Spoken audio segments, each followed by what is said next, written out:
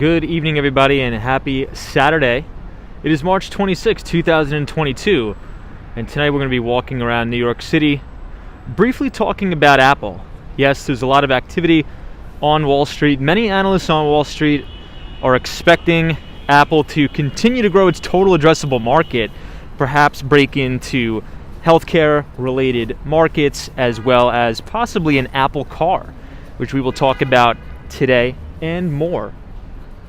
I see Dante Rose, Vinny Castellano says, hey my friend, how you doing? Aldo Gomez is here. Welcome everybody. Hope your weekend is off to a good start. It may be a shorter than normal stream. We're going to try to make an earlier train today. But it was on and off rain all day today in New York City.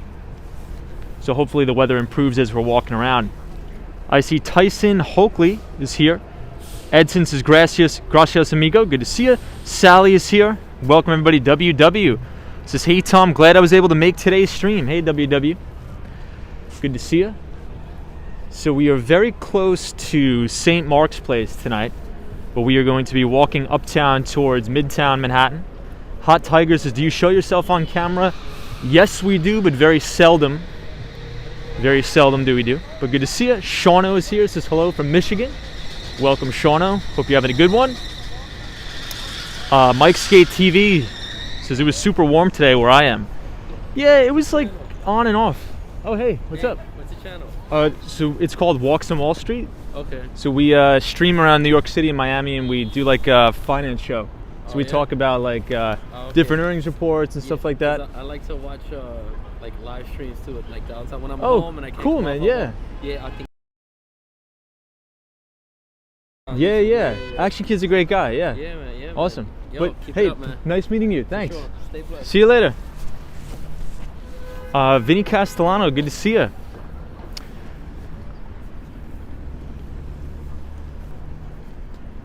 Hey, Lewis is here. What's up, guys? That was a nice guy. So I think what we're going to do, and we haven't done this in a long time on the stream, I think we're going to walk down to the Whole Foods and then take a lap up and then try to make it all the way to Central Park should the internet not give out. Hey, Sanjib is here. Says, hey, Tom. The New York Islanders logo. Good to see you. Yeah, so I think there was a Rangers game in Madison Square Garden as well last night. If you guys were on the stream, that was crazy. Hey, Hemp Lord says, what's up, Tom? How was your day? My day was pretty good. I pretty much took the day off, focused on reading and other stuff like that. But I was reading an interesting article today in Investors Business Daily. There was two very prominent analysts on Wall Street that were talking about how even though Apple is a multi-trillion-dollar company, they do see specific circumstances to where Apple can continue to grow its total addressable market, branch into healthcare, and also possibly branch into EVs as well. So there has been rumors on the street that Apple may be in the process of making their own car. So what do you guys think? Do you think that Apple will get into the business of making cars? Who knows? Hey, Robert Harrison is here. Diana, good to see you. British Gray is here. Says, good Saturday evening, Tom. Good to see you, British Gray. So British Gray is joining us from Tampa, Florida. Good to see you as always. The Sip says, hey Tom, have you ever met Action Kid? Not in person, but I do talk to him quite often. Very good guy. He's actually, I was watching some of his streams from Miami. There's a big music festival going on now in Miami. Hey Judy D, welcome. Robert Harrison, good to see you. Diana. Juan Bueno says, hello Tom. Hemp Lord, the Sip, Judy D. WW, good to see you as always. A guy in Back Bay says, yo Tom, good to see you my friend. Hope everybody's having a good Saturday so far. And we see Michelle McGraw. Good to see you, Michelle. Michelle is our great moderator.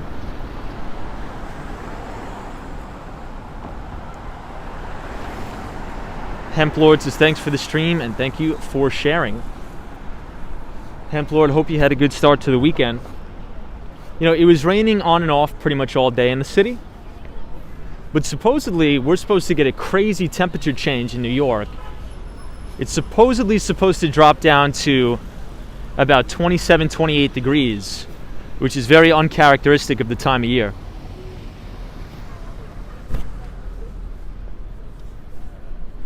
Robert Harrison says, Blackstone Group mutual references pending. Tatiana Oliviera says, I'm ready for the great night watching this live stream.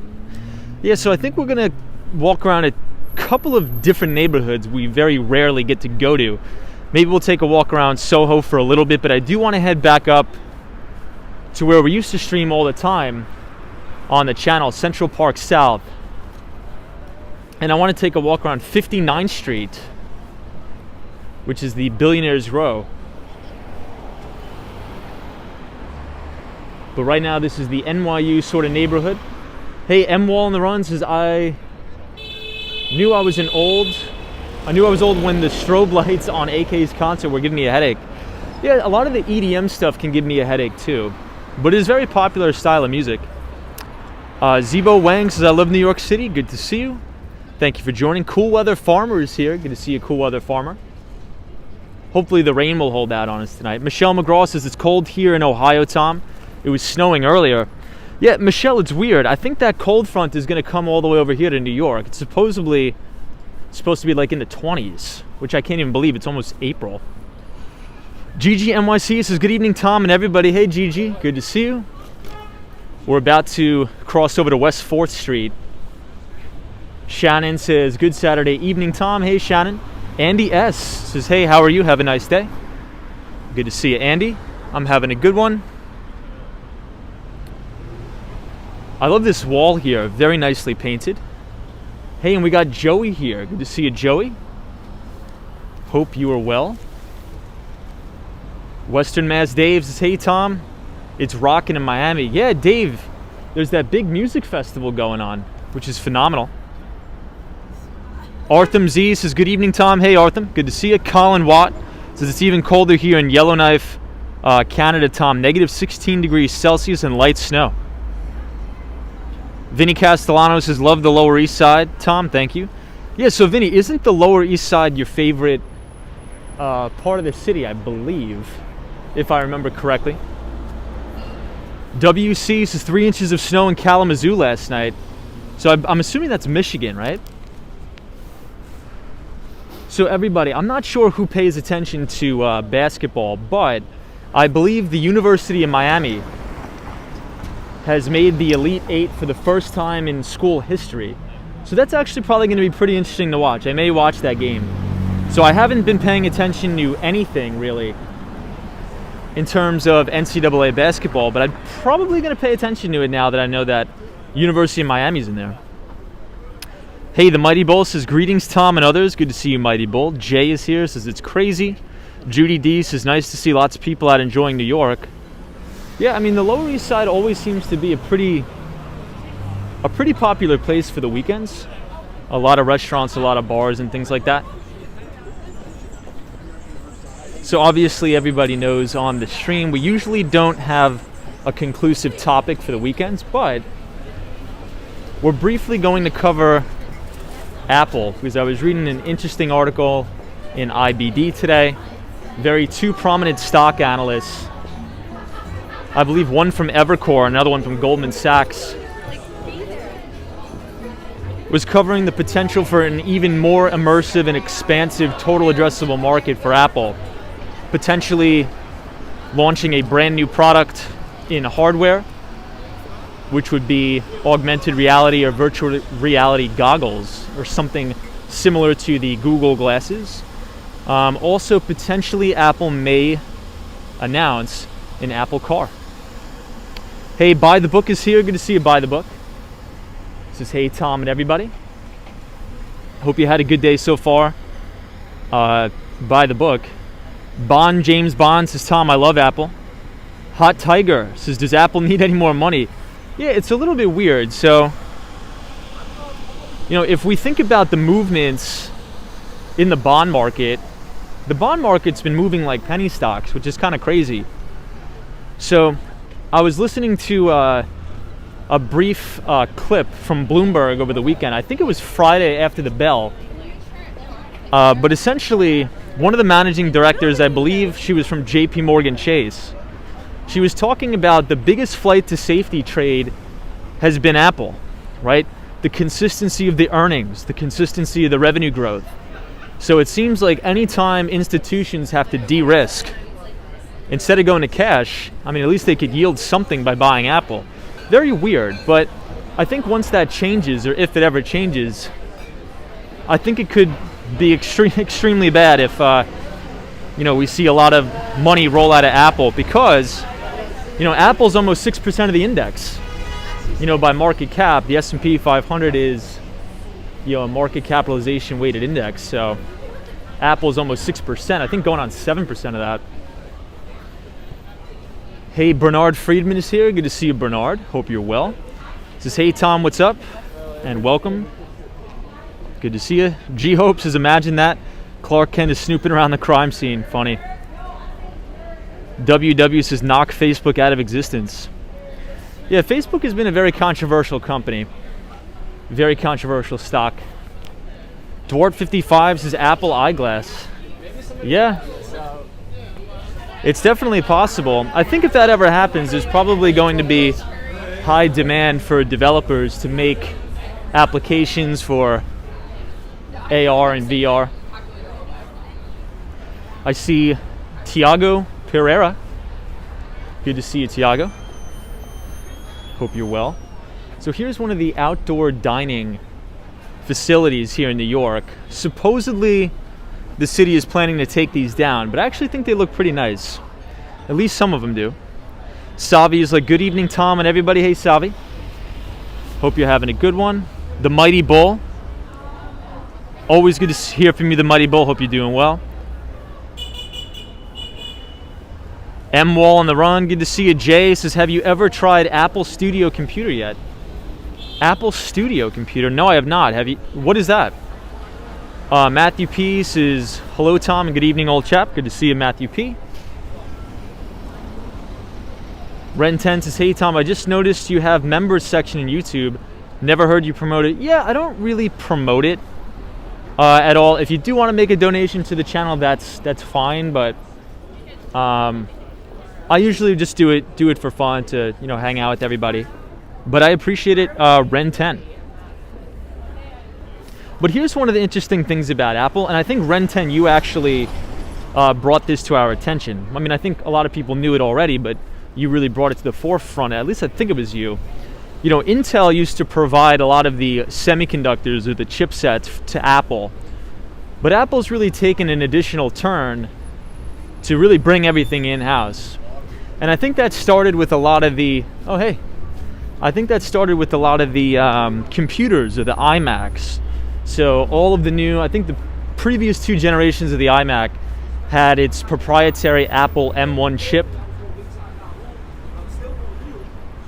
But I'm not too sure that's going to really take a massive hit to Apple or a massive hit to Intel.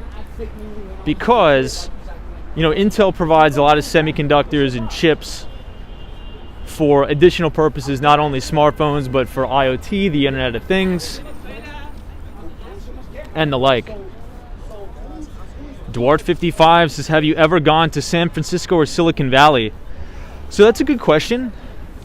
So I was actually going to take a job out there right after college, but a lot of my friends advised against it.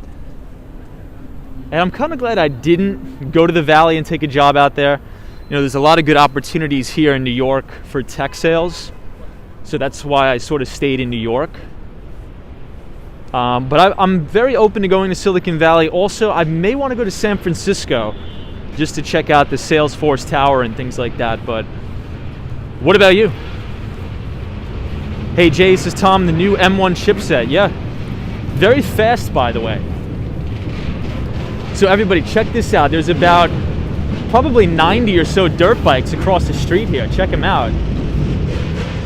So every time the weather gets nice in New York, they have what's called these ride-outs, where everybody really gets on their dirt bikes and their ATVs and starts cruising around the city. It can kind of look pretty cool, but It's been causing a lot of controversy here in New York. So check it out and let me know what you guys think.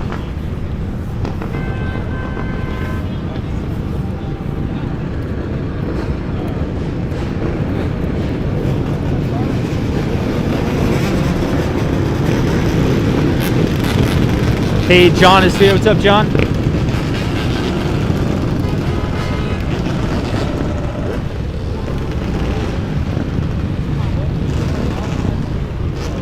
Hey, Mr. Fine Arts is Tom. We have that too in Miami. Yeah, usually they come out once the weather starts turn a little bit better, which is good. Hey, Robert is here. He's not sure the dirt bikes are allowed in the city.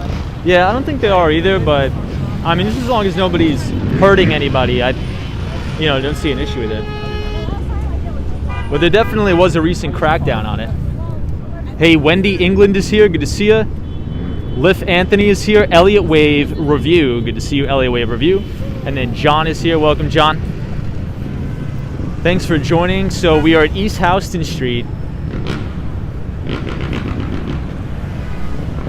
headed southbound towards the Bowery.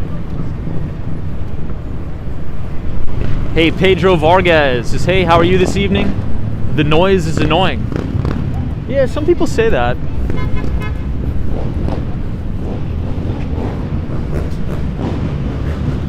Well, check it out. Jay says, I know this sounds crazy, but I started with computers in 1982. Wow. Yeah, I was born in 95, so you definitely have some more experience than I do, Jay. Hey, Western Mass Dave says, big crackdown here in Western Mass. Yeah, supposedly under the de Blasio administration, there was a crackdown as well. Hey, I am says, welcome back to New York City. Thank you for the warm welcome back. Tina to me says, that was fun to see, Tom. Hi, everybody in mods. Hey, the Crypto Booster is here. What's up? What's up? Good to see you, Crypto Booster. And Razzle Dazzle 786 just can't wait till we're back on the skateboard like old times. Yeah, I mean, I definitely noticed the warmer weather in the air, Razzle Dazzle, but something that's crazy is that it's supposed to be like 28 degrees tomorrow, which is not good, which I'm not looking forward to at all. Hey, Emilio J says, I feel like they're a welcome sight. Rough Riders are keeping freedom alive. Good to see ya. Hey, Michelle O'Rourke is here. Hey, Michelle O'Rourke with some good news. Says, hey, Tom, I just wanted to let you know that our baby is... Hey, good to see you. That our baby is doing nice. Well, that's good news, Michelle. I know that you were having some complications, so thank God that everything is good. So thank you so much for keeping us up to date on that. Hey, Manny Test is here. Says, I'm here. Good to see you, Manny Test. Hope you're well. Matt Bob is here. Michelle O'Rourke says, thank you for the kindness last night, Tom. No problem, Michelle. I'm just happy everything's okay. Razzle Dazzle 786 says, oh my God, 95, you're a baby. I'm 89. That's pretty close. 89, 95, all the same. Colin Wyatt says, tomorrow is a high of 10 degrees Fahrenheit and a low of 0. Whew. Hey, Cosmo Scary, what's up? Michelle McGraw is like, yeah, Tom definitely won't be buying Dogecoin. Marcos, my fam, says, Brazil is with you. Hugs from Sao Paulo. Love Sao Paulo, Brazil. Hopefully I will be able to make my way over there sooner rather than later.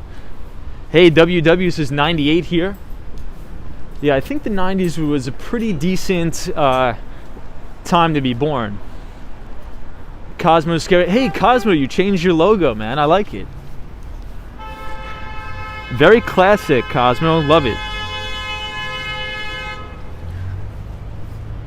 So I think we're going to be able to see the very top of the Freedom Tower or One World Trade Center.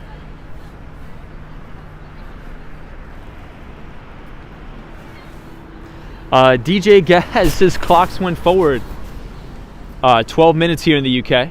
Cosmo Scary says, thanks, Tom. Good to see you as well. Yeah, Cosmo, I like the very classic. I like it.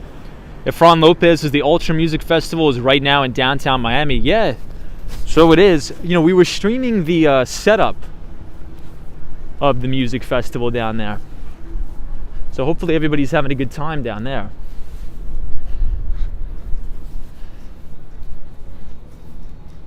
Dwart55 says, what generation are people born in the 90s? Well, I was reading, I think I was taking a college class on like demographics or something like that. And they said if you were born in 95, you were the first year to be considered a Generation Z. But that is very highly debated subject. Yeah, Cosmos says millennials are early 90s, Gen Z is late 90s. Yeah, I think they may have revised that to say like anybody born in 2000 is Gen Z. I don't know. I mean, I remember in college they said if you were born in 95, you are Generation Z. 94 is the last year of millennials, but I could be wrong. Hey, Russell Miller says, how was your short time in Philly? I had a good time. So I had a lot of meetings about remote patient monitoring. We met with a lot of software companies for remote patient monitoring, so it was really good. And we're gonna be able to see the bikers again.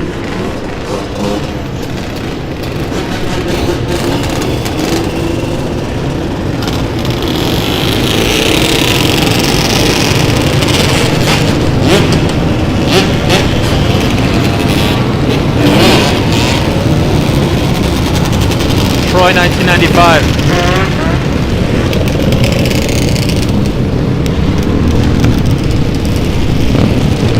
Troy 1995. I'm gonna say you were born in 1995.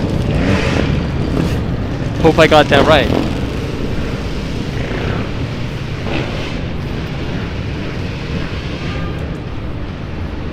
Hey, Angel Phillips is here. Good to see you. GGMYC, welcome.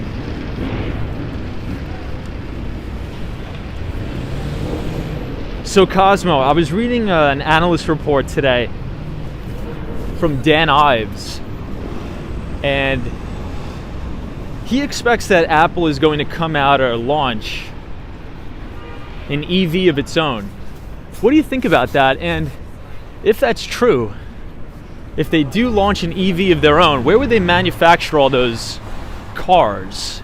Because I think if, Apple was ever to manufacture an EV, wouldn't we already be hearing about deals of acquiring or even building manufacturing facilities?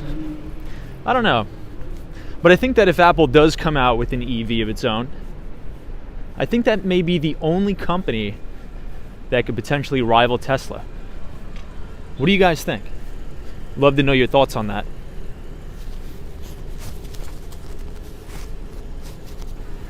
Hey, Alex says, New York honestly is my favorite city. Me too. Cosmo Scary says, maybe Apple wants to pre-orders like Tesla and then release in a few years. That's could be true. But the only thing that I'm a little bit perplexed about is, wouldn't we be hearing about deals of acquiring manufacturing facilities or something like that? I don't know. Or deals with existing automakers?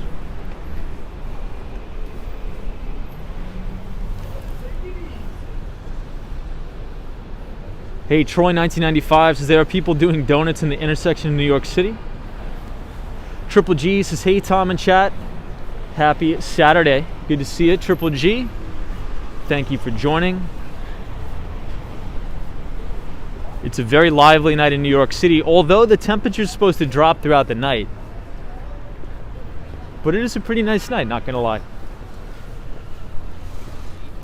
Hey, Russ says, hello from North Carolina. Love the Carolinas. Good to see you, Russ. Jamie Price says, good evening, Tom. Good to see you, Jamie. I see Abdullah is here. Hot Tiger says, I saw Tesla's driving automation system doesn't work well. Yeah, I think that's a lot of, I'm not going to say fake news. I always say that to joke around. But Tesla's automated driving system improves with every mile of data collected. Right, so my sort of argument when there was a lot of people, even though Tesla, it has a stratospheric valuation, I think it deserves more of a software type valuation than a car company valuation, because the amount of data that Tesla collects every time somebody drives a mile in one of their cars is really invaluable. And that's how AI improves itself, and that's how AI and machine learning gets better and better and better every passing day, is because they collect so much data and it learns from that data. So I think if we're going to talk about what sort of company is going to have the best autonomous driving capabilities, I think it's probably still going to be Tesla. Probably still going to be Tesla. Because how many years of a head start does Tesla have on all of these other automakers with collecting road miles for their data? A lot. But I'd love to know what you guys think. Hey, Alcult is here. Says motorcycles are not safe. Good to see you. Furcho says, kind regards from Ecuador, Tom. Welcome to all of our Ecuadorian viewers. Yeah, Troy 1995 is like, Tom, do you like Elon Musk's dance? I saw that at the new Gigafactory in Berlin.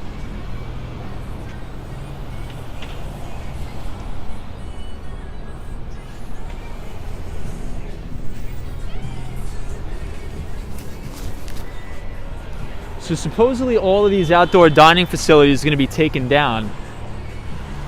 Not a big fan of that. Hey, NMB045 is here. It says, hey Tom, happy Saturday night. Good to see you, NMB045. Hope you're doing well and having a good day. NMB045 is joining us from Montreal, Canada. Good to see you. Triple G says Apple should pair off with somebody already in the space. Not sure. Yeah, so Triple G, you actually make a good point. And wasn't there some speculation on the street that Kia was going to do a partnership with Apple? But Triple G, I will say this. You know, back in the day, supposedly, Elon Musk had reached out to Tim Cook. And for those of you who don't know who Tim Cook is the CEO of Apple. And Elon Musk reached out to request a meeting with Tim Cook, and supposedly Tim Cook never took the meeting, and Elon Musk actually wanted to sell Tesla to Apple for an incredibly cheap valuation. So I think that was the biggest mistake Tim Cook has ever made, in my view. He didn't even take the meeting with Elon Musk. Imagine how crazy he feels now. Hey, Disney Matt says, Tom, do you often ride the subway? Not too often, to be honest. Troy 1995 says, Tom, that is the biggest failure of Tim Cook's career. Yeah, and I mean, Tim Cook is, I respect Tim Cook so much. He is, we got a Tesla right here. I respect Tim Cook so much. He is an unbelievable CEO. But I think, you know, everybody has regrets in their life, and I think that is probably one of his regrets. Hey, Just Hearts, New York City. I'm pretty sure the council approved the outdoor dining. So did they renege on that? Because supposedly they were going to take all of them down, I guess. Levy Perks says, how's it going, everybody? Good to see you, Levy Perk. Chris Beeman, our friend from Arizona. Good to see you, Chris. Always good to see you, Chris. Hope you had a good day. Time lapse, as I heard Elon mentioned one catch to the deal. Elon requested to be CEO of Apple. Is that true? That's insane. Disney Matt says, Tom, I love Teslas. They look so unique compared to other cars. Yeah, and supposedly they drive totally different. It's like being in a spaceship. So I've heard.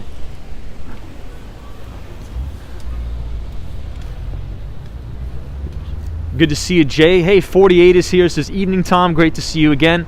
Always good to hear from you. 48 is joining us from New Zealand. Matt Bob. Welcome, Matt. Savi is here. Abdullah, my friend. Good to see you. Hot Tiger says, those Tesla automation systems don't look good, from a guy who based his channel on testing them. He was also fired after boss found his YouTube channel. No way. Could you put the link in the chat to that, Hot Tiger? I'd love to explore that more. That sounds really intriguing.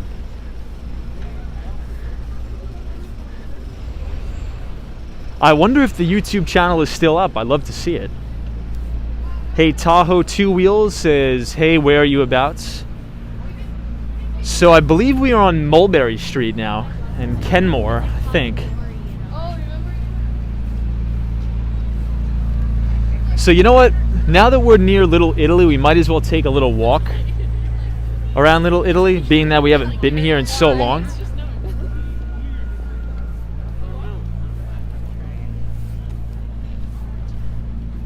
Hey, Lori E is here. Good to see you. Gummy Bear says New York streets look rowdy tonight. Good to see you.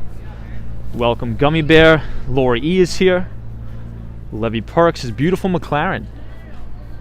Yeah, we see those a lot in Miami for whatever reason. Seems like there's a lot of nice cars in Miami, probably because it doesn't snow. Guys watching from Fort Bennington. No idea how I found this. Hey, Jake, what's up, my friend? Good to see you, Jake. We're happy to have you here. So we walk around New York City and Miami and talk about finance and technology about 5 days a week. So it's good to have you here. But now we are approaching Little Italy on Broome Street. Hopefully Carol H is watching tonight, because I know she loves Little Italy. Hey, Two Wheel Freedom is here. What's up, Two Wheel Freedom? Love that username, by the way.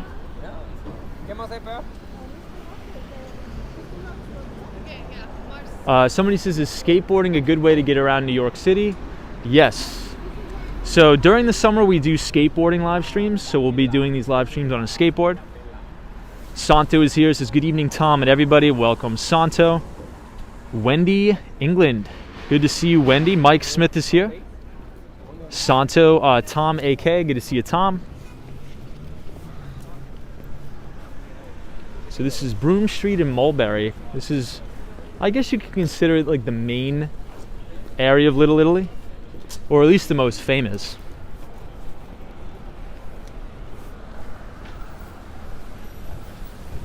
And it's one of my favorite spots, but I think I'd say my favorite spot is probably Koreatown still. Hey, we got Diamond Dave. What's up, Dave? Good to see you, Diamond Dave. You know, now that we're in Little Italy, we might as well walk all the way to Chinatown. But I'll give you another view of the scaffolding here.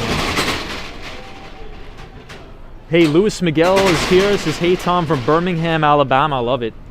Rob DeCaro says, hello from Ohio. Yeah, so Rob is talking about he is under a winter weather advisory. I think I'm sick of the winter so far this year. What do you guys think? Hey, Hemp Lord says, Tom, would you take the Tesla over the McLaren? I think I would take the Tesla over the McLaren. What about you?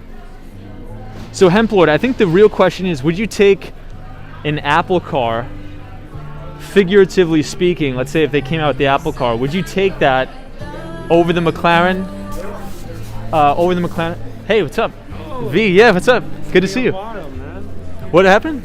It's been a while. I know, it's crazy. We ran into you. I saw you from afar. I'm like, dude, nice. What are the chances? Yeah, I just got back from Miami like 2 days ago, and I was in Philly. Miami? So I live in Miami now, but then I took a train to Philly because I had a business meeting.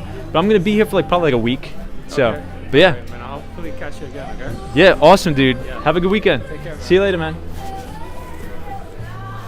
That was 13 from the chat. Yeah, Cosmo Scary, Vegetto, yeah. You know, Cosmo, we always see him around this location. I think he may live in Soho, I think. Oh, Wendy England says you take the McLaren. I think I'd probably take the Apple car just because I think the car is probably going to be engineered better. And the reason why I say that is because Apple products tend to be engineered better than like Android products and things like that. So I think it would probably spill over to the cars as well. Hey, Sean Brown. Thank you so much, Sean, for the $2 donation. Appreciate it very much, Sean. Sean Brown. Hope you're having a good weekend so far. So right across the street is the very famous Ferrara Bakery. It's on Mulberry Street. King says, Tom, what are your thoughts on NIO? So I probably would never buy NIO stock, mainly because the company is not profitable. But number two, and I think number two is the most important reason, there's too much geopolitical risk to that. And I sort of learned my lesson with Alibaba, because even though these companies are really fundamentally sound, and I think they can grow pretty nicely, you know, the regulatory environment in China is just not conducive to a capitalistic society. So I think under the conditions that China changes their sort of ways about allowing businesses or private entities to really flourish, I think should those regulatory changes come into play, then I would probably maybe gain more exposure to emerging markets, more specifically in China. But what really scared me about that, especially with some of the other Chinese equities, if you guys remember correctly, during the COVID pandemic, a lot of the Chinese education stocks were absolutely killing it. These companies were growing at 100% revenue growth quarter over quarter. And they were doing so well, and then the Chinese government just said, nope, you can't make a profit on education. And these stocks essentially went to zero overnight. So there's too much risk involved in my view. But what do you think on that? What are your thoughts? Wendy England says, Tom, the Apple car would not be scalable. I mean, Apple has how many billions of dollars worth of cash on the balance sheet? I think that they could probably just throw a bunch of money at it. Dwart55 says, BYD is 60% American investors, including Warren Buffett. Stuart is here, says hello from South Australia. Good to see you, Stuart. Welcome. A guy in Bayback says, oh, come on, Tom, China is never going to change. Lori E says, no car ever surpassed a Ford Mustang in my mind, especially the classic ones from the 60s and 70s. Well, didn't they come out with an all-new Mustang that's totally an EV? ACO says, Tom, what's your dream car? Probably, I'm not a big car guy. But probably a Tesla. I think if I had to get a car, it probably would be a Tesla, I think.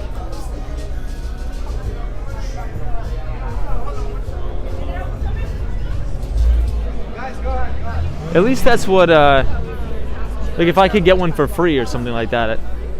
But if I did have to like purchase one, make an emergency purchase, it'd probably be a Tesla, I think.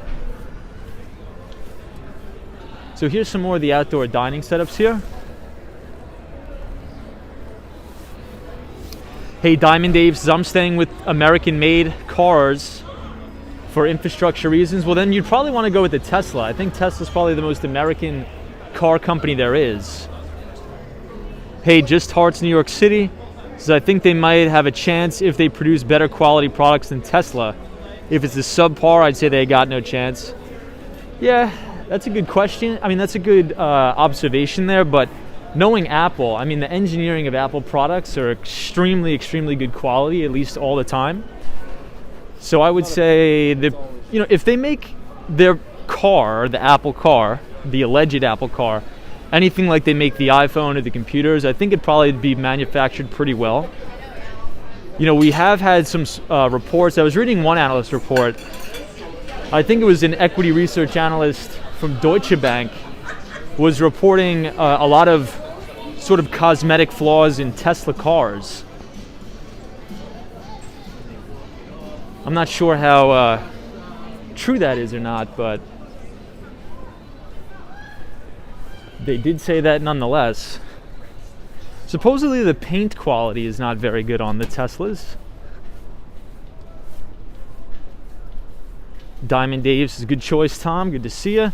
Nick Rock says, Hummers would have probably never survived the EV world. Well, aren't they supposed to be making an all EV Hummer? You know, this Tesla Cybertruck is pretty much like an EV Hummer. Hey, Tucson says they should have called the new Ford EV Pinto or E-Diesel.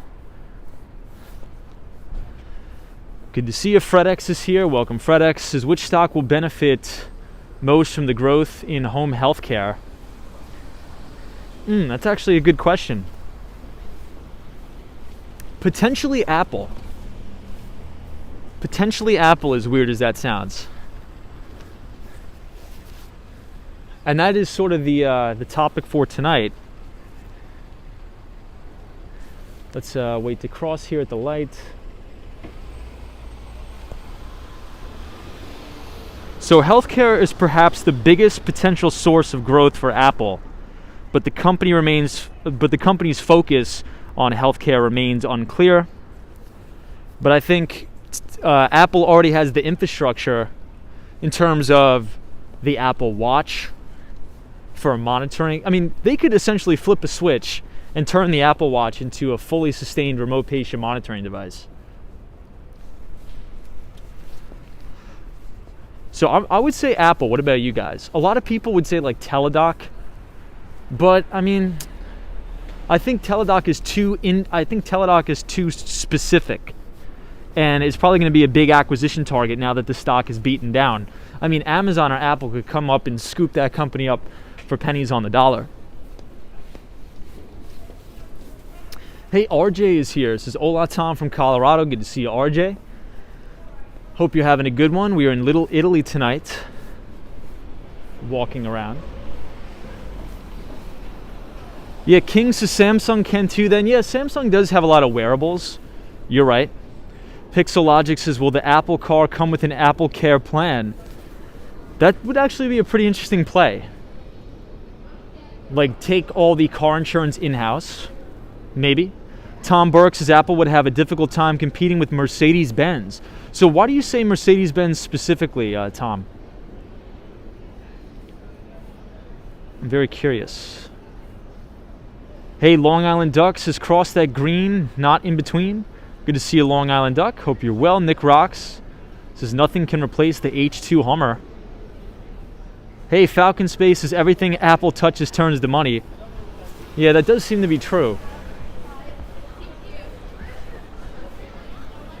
Well, I believe that just the AirPods business alone of Apple produces more revenue than most companies in the S&P 500, which is crazy. That's how successful just those wearable products are.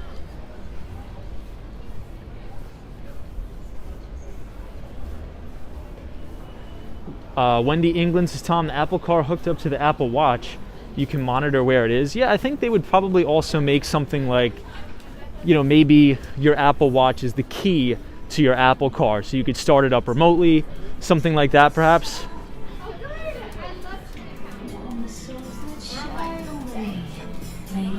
But if there's any company that has the ability to manufacture an EV and compete with Tesla, it's probably Apple. Just based upon the fact of the amount of cash Apple has on the balance sheet. Ton of cash.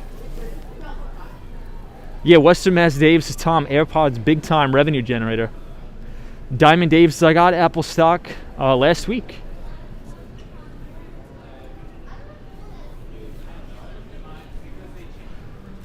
Somebody says, does your health insurance cover home health care? I'm not sure about that. That I really don't know. I would have no idea. Maybe in like specific plans, but you would probably have to ask.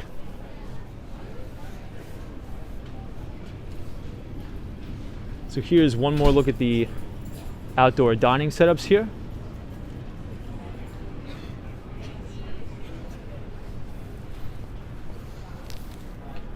SME Media says Little Italy Feast of San Gennaro in September. So fun. Good to see you, SME Media. Good to see you and I hope you're well.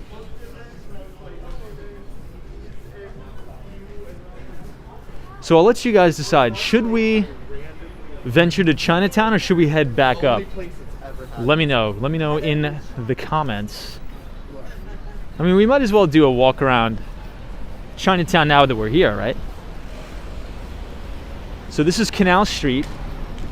So usually during the day, this place is crazy with people selling different things on the street.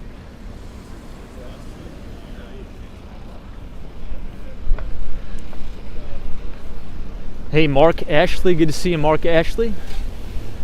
Hope you're well.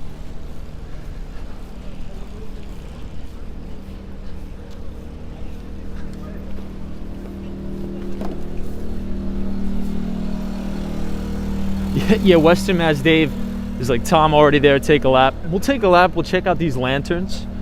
This is one of my favorite spots in the city.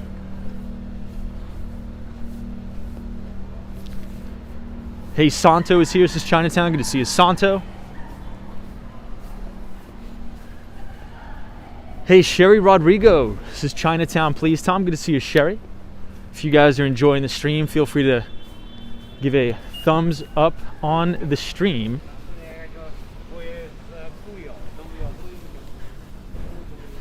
Hey, Faith, good to see you, Faith. Hope you're having a good weekend so far.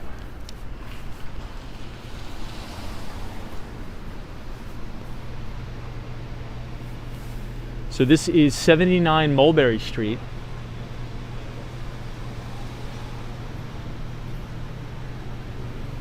Man, this place looks good.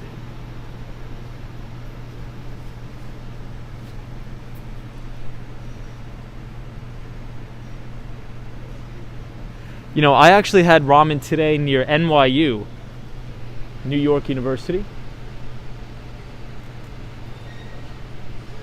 Yeah, M Wall on the Run is like, Tom, will you go to Amsterdam Avenue one of these days on the stream? We will. Absolutely we will. But the thing is, every time we walk past, I'd say, 59th Street, the service is a little bit iffy. But we'll try to do our best. Love the Upper West Side.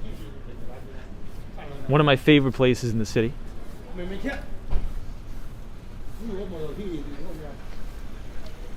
Yeah, that is true. Nick Rocks' Chinatown bakeries are amazing. Agreed.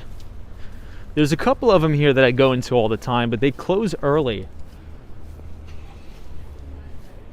One of them being this one. This one is a very good one.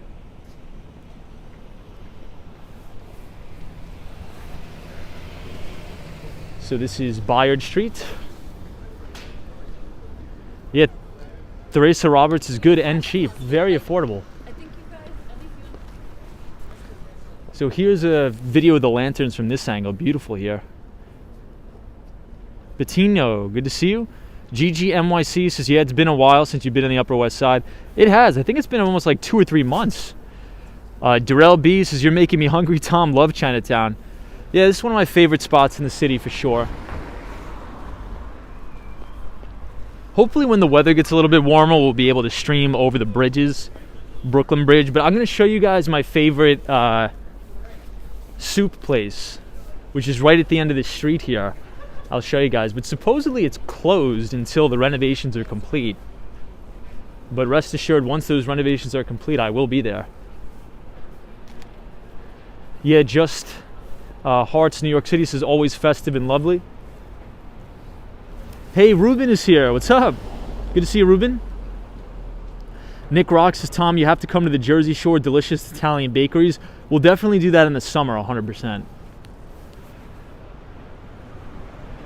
55 says, my aunt used to live on Henry Street, still has relatives in Flushing and Brooklyn. Awesome. Ethan G says, have you ever been to downtown Brooklyn or Manhattan? 100%, yeah, all the time. Absolutely.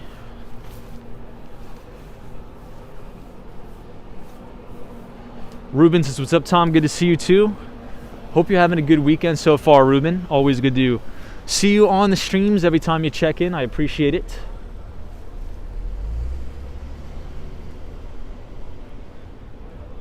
Hey, Ann R is joining us. Says, hey, Tom, good to see you, Ann R. So we'll cross the street and I will show everybody my favorite spot. Favorite soup spot. This place across the street is actually pretty good too. Right on the corner of Mott Street. Andrea Burry says, I've never been to New York. Where is the best place I should go to stay? I'm really interested in going to Chinatown or Brooklyn. I would stay on the Upper West Side. So I think you would really enjoy the Upper West Side. Anywhere between like 72nd Street and 98th Street is probably my favorite location in the city. Mainly because Central Park is so close there.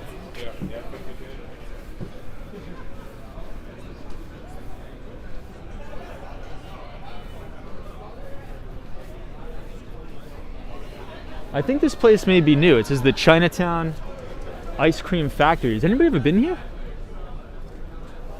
Yeah, Airbnbs in the city are good, very affordable, Andrea, and you'll also be able to see sort of what it's actually like to live in the city as opposed to a hotel.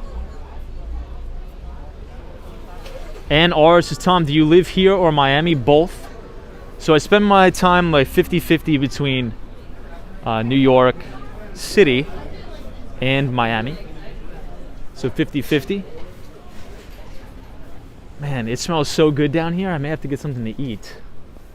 But then again, I don't want to inconvenience you guys. Just kidding. Maybe we'll get something to eat.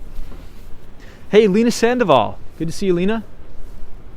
So now we are passing Elizabeth Street here in Chinatown. Always good to see you, Lena Sandoval. We're passing a nice Tesla. Speaking of Teslas, Triple G says the Chinese ice cream factory has been there for a long while. I've never seen it. Maybe it's just because I always just walk straight past it, but never been. Wendy England says I like eateries in Hell's Kitchen. There's some good places in Hell's Kitchen too, for sure.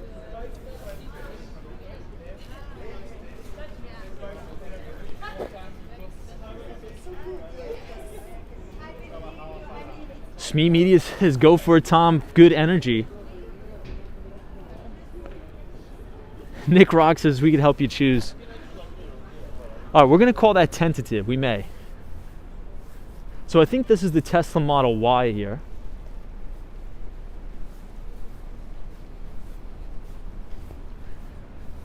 Hey, Elias is here from the Dominican Republic. What's up, Elias? Good to see you as always, my friend. John says, Tom, you should eat something. So I did. I actually ate a lot today. I ate at this... well, I'll show you guys where I ate on the way back up. I ate at a sushi/ramen place near New York University. Phenomenal place. Fantastic place, by the way. So here's the location. It is called Great New York Noodle Town. This is my favorite spot in Chinatown by far, but this place is actually closed for renovations.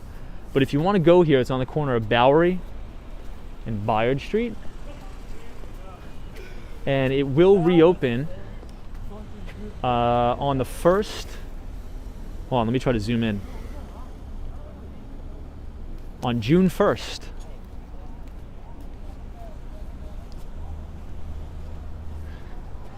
Yeah, that's unfortunate.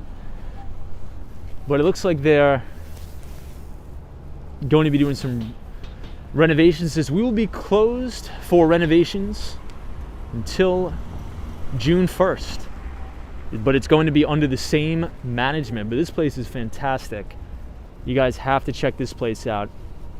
But unfortunately, it's going to be closed for a couple more months. Hey, Elaine Official says hello from Brazil. Good to see everybody from Brazil. Welcome, welcome. Colin says we have several Chinese restaurants up here in downtown Yellowknife. Very cool. Elliot Wave Reviews says, Tom, is Elon Musk your childhood hero? I don't know if I go as far to say that. I don't know about that. But I think Elon Musk is a good guy. I think he's probably doing more for the environment and things like that than anybody. I think Elon Musk is one of those guys that really puts his money where his mouth is. So instead of, politicizing climate change and saying we need to save the planet and, to do it for votes, he's actually doing it without even saying anything about it. He's like, yeah, I'll just work my, what off and make one of the most efficient EVs the world has ever seen. That's what I respect about him. Not a lot of talk, a lot of action.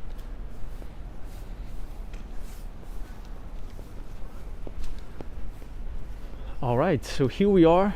We have some more outdoor dining setups here. These look really cool down here. Hey, Daryl's here. Says, hey Tom, good evening from Chicago, Illinois. What's up, Daryl? Hope you're having a good Saturday so far. The Swan is joining us. Swan, what's up? The Swan is joining us from Ireland. Always good to see you, Swan. Nick Rocks says, Tom, you should get some soup. So I had soup today, and I also had some sushi. Very rarely do I ever get sushi. But Elliot Wave Review, good to see you. Liz says, someone should get a Tesla, then paint it a color. They don't make it in green or blue. Yeah, you could probably custom wrap it or something like that. Hey, Scholler says, greetings from Argentina. What's up? AG says, good morning from India. GM to you too. Love India. MN says, what's up from Arkansas? Good to see you. Kate just says, I love sushi. So I saw your comment earlier that you said your father bought the book I recommended yesterday. So let me know how he likes it, because for those of you who don't know, we were talking about a book on tax strategy. So the book, I believe, is by David McKnight. It's called Zero. I think it's called The Power of Zero. Fantastic book, but the foreword is actually written by Ed Slott. And Ed Slott is a very famous CPA, went to Adelphi University. And he's one of the best CPAs for advising about retirement accounts. So you could talk about a Roth IRA, a regular IRA, things like that. So it's called The Power of Zero. Please check it out. Phenomenal. What do you guys think about the mural here? Hey, Bernie Williams is here. What's up? Maria Cristina says hello from Brazil. Faith says so many new people in the chat. Yeah, I've noticed that. So thank you everybody for joining. If you're enjoying the live stream, feel free to leave a like on the video and subscribe if you are new. Hey, Thomas says, wow, that Pegasus was awesome. Here, I'll give you another shot of it from over here. Nick Rocks says, did my taxes today? I would rather do grocery shopping, which doesn't say much. That's true. Yeah, I mean, there's only two things that are guaranteed in this life. That is death and taxes. Hey, Nelson, good to see you. This is Neto and Nelson from Connecticut. Could share your thoughts about Bleecker Street with us? Thank you. Bleecker Street's fantastic. You know, maybe we'll actually take a walk around Bleecker Street for you tonight. But thank you for watching the channel. Jay, what's up? So I think this is some sort of a speakeasy bar that's very, very popular. Jay, good to see you. Welcome, Jay. John says, are you tired? I am not tired. Western Mass Dave says, I'll choose taxes with the price of groceries right now. Yeah, I mean, I guess if you're getting a refund. So here's another one of my favorite murals in Chinatown right here. The detail, the attention to detail on this thing is absolutely gorgeous. One of my favorite spots. Hey, MN is here. Good to see you, MN.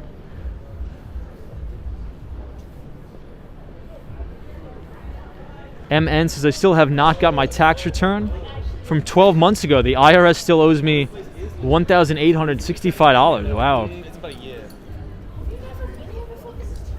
Hey, James Tiger says, hi Tom, thanks for the stock you mentioned a few weeks ago. AOSL got in at 45.56, Alpha and Omega Semiconductor.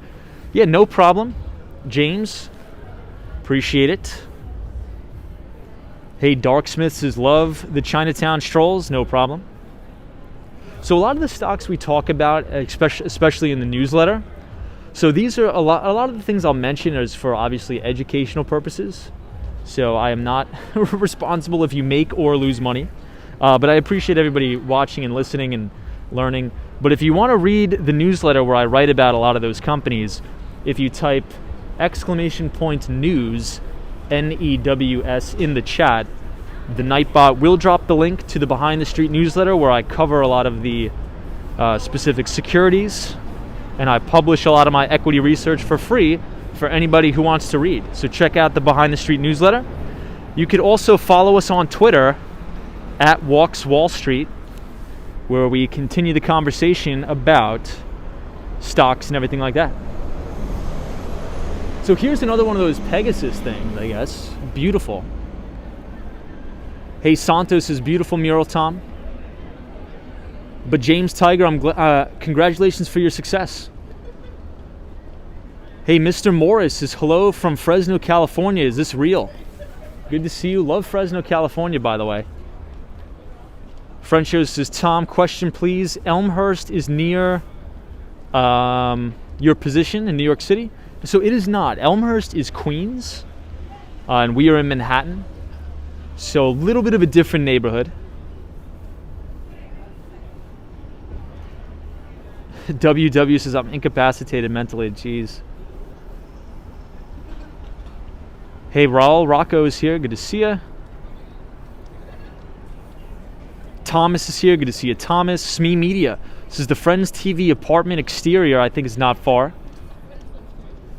You know, you may be right. I'm not a big Friends fan, but a lot of my peers and a lot of my coworkers are. NNB045 says, Tom, did you know Pegasus is also an enterprise software from France? Have you ever heard about it? You know, I think it does ring a bell. I think every time I think about Pegasus, I think about unicorns, which is like a terminology for a company that has over $1 billion valuation. But yeah, I've heard of Pegasus, and I think of Pega Systems, I believe. Pega Systems.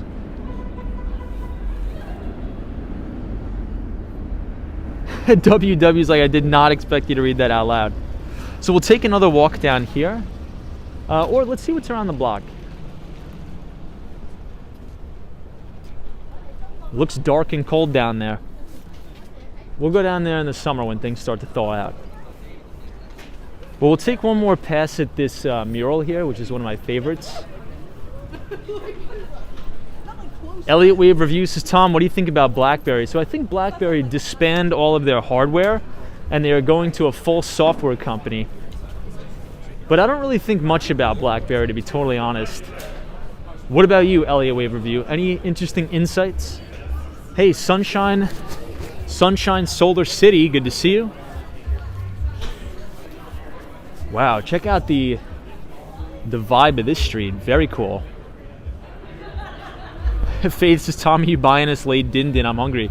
Yeah, I mean, if I see any of you in person, dinner's on me for sure. NM says, Tom, why do you think the IRS has so many tax returns still not processed? Well, I think it's probably because they're so backlogged, but supposedly, and I don't agree with this, but the Biden administration is going to hire thousands of more IRS agents, so that should be something fun to deal with, I guess. But Faith, thank you for watching. Faith is always here. She's a great moderator, a great sport, and we appreciate her here on the stream. Man, this place is so cool. I'm not sure what it's called, though. Chemist, I believe? Let's see. I think it's Pochies or Chemist. Hey, Pochies or Chemist. Hey, Sergio.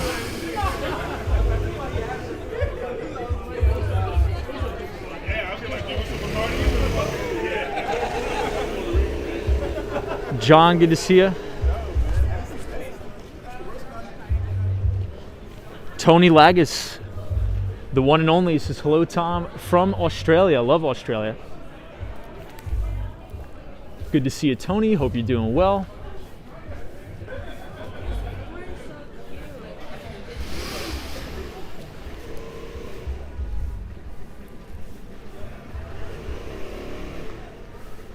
Oh, this looks like it's going to be a new coffee shop here. Art Bean Coffee Roasters. Huh. It's based in Brooklyn, New York. I've never heard of it. This place should be pretty cool. When it opens, we'll have to check it out. Hey, Peter Webley. What's up, my friend? Good to see you, Peter. Cynthia Beale is here. We had a full house tonight, everybody. Cosmo's like Chinatown is gentrifying. Cosmo, you ever heard of that coffee shop? I've never heard of it.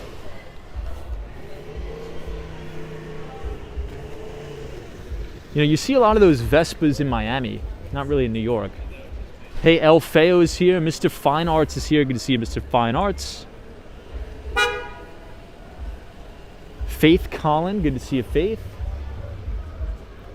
Robert Bankers, his bankers in the house.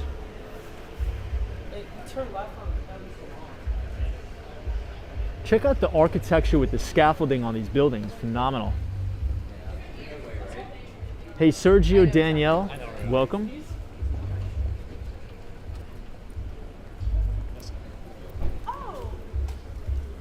Good to see you, Sergio. Always good to see you in the chat. Oops, sorry.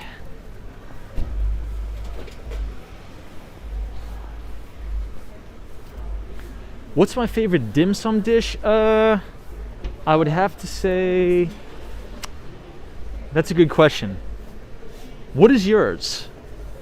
Ooh, speaking of soup dumplings, we may have to get some soup dumplings right now. Hey, Liz says, I'm all ready for bed and these people are just going out. I'm not in the same time zone. Triple G, Cynthia Beale, welcome. Hey, Colin Watts says, Tom, I first appeared on the channel in December of 2021. Hey, thank you. The rundown is here. O.P. Chan says, mine is chicken feet. You know, I've never tried that. I've actually never tried chicken feet. Let's actually check out this menu. Might as well. And you guys can briefly see my reflection in the mirror.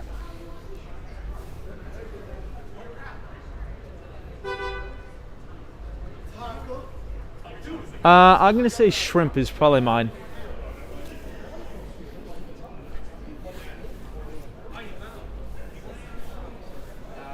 Hey, Elaine's is very cultural down here, a very different vibe. Raul is here, Western Mass Dave. Raul says, saludos from Colombia, welcome. Chris says, are you guys still masking? You can if you want. I usually wear it when streaming because my face gets frozen and it feels like it's about to rip off. But besides that, I usually go without it. Obviously on public transportation, if I'm taking the bus,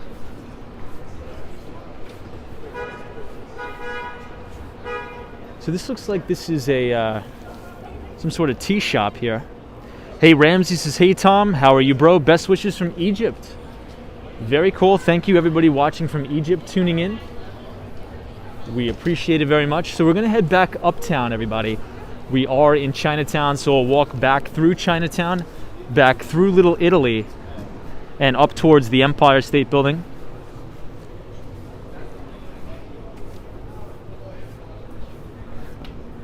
Western Mass Dave says, no ripping your face off, Tom. I'll try not to, Western Mass Dave. Bernie Williams says, I forgot about the daylight savings time. Well, supposedly there was a law or a bill, I guess you could call it a bill, that was enacted that is going to limit all of the, or get rid of completely daylight savings time? Or do I have that backwards? Or does that make daylight savings time permanent? I forget. But that means the sun would only rise in Florida or in Miami at around like 8 o'clock in the morning. So sunrise would be around 8 o'clock in the morning. Hey, Fascinating, good to see you. Welcome, Fascinating. OP Chan says, Tom, on the right side of the street, you can have good dim sum. So OP Chan, if you had to give a recommendation of the best dim sum place in Chinatown, what would it be? You know, I've actually been here. This place is very good. This spot is very, very good here. Hey, Joe C says, hey Tom. Joe C, long time no see, my friend. It's always good to have you here, Josie.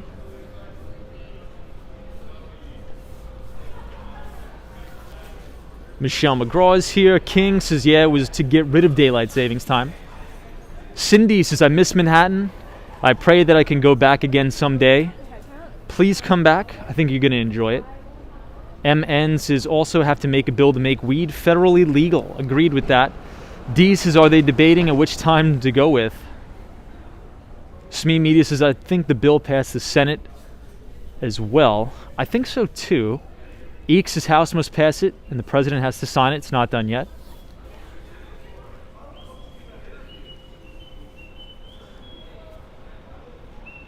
OP Chan. I don't think I could read that, man. I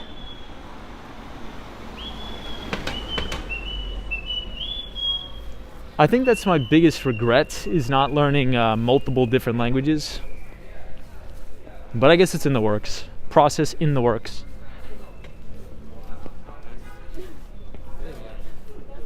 Hey, Ken Skinner says, enjoying your walk and chat. Thank you.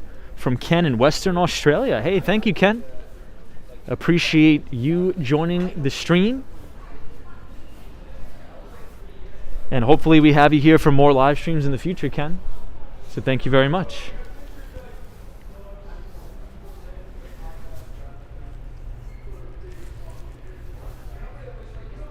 So this is 70 Mott Street.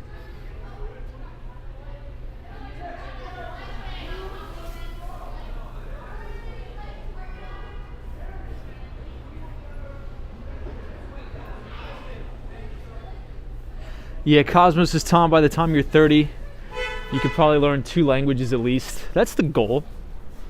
It's definitely the goal, Cosmo. NMB045 is like, Tom, it's to make daylight savings time permanent. You know, I think I was reading a study that says every time we switch back and forth between daylight savings time, the amount of heart attacks go up at like 150% for that day, which is kind of crazy. Hey, David is here, says, greetings. What's up, David? Hope you're well. Here we have another Tesla. Cindy Foley, welcome, Cindy. Good to see you. OP Chan says, oh, House of Joy restaurant. I'm going to check that out. Thank you for that recommendation, my friend OP Chan. Thank you. Wow, look at this, everybody. So this is on the corner of Mott Street and Canal.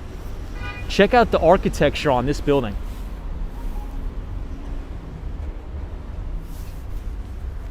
Wow, that's beautiful. Hey, Dr. Murray Hill, MD, says it's not that drastic, but yeah, heart attacks do increase after the time change, as do commercial truck accidents. Really? Holy crap. Particularly after a loss of hour of sleep in the fall. Yeah, thank you for that clarification, Dr. Murray Hill. So Dr. Murray Hill, I'm assuming you're an MD, so you probably know way more about this than any of us. If you had to make the call on that, would you say we do get rid of it and do away with it entirely? Or sort of what would you advise on that? Because for me, it doesn't really matter to me. I don't really care what time the sun comes up. But if it's actually affecting people having heart attacks, I mean, I think we should probably stop it. I don't know. That's just my view.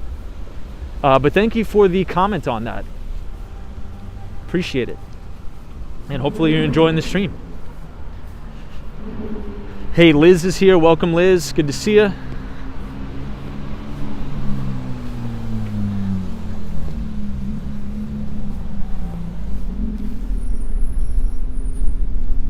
Cynthia Beal says, Tom, I never knew about the time change. I've been more tired lately. Well, I tend to be more tired in New York than I am in Miami. And I think that's because of the lack of sunlight. I'm always so tired when I'm in New York, especially during the winter. Hey, D says, it was enacted during wartime. Michael Cohen says, do you prefer stocks over ETFs? I think for the most part, because a lot of the ETFs can come with egregious management fees. I think the best thing to put in your retirement account is an index fund, because index funds have very, very little to no fees. and they track a broader index, such as the S&P 500 or something like that. A lot of the ETFs, you know, a lot of them are just marketing tactics for Wall Street portfolio managers to collect fee income, especially a lot of the ESG ETFs and stuff like that.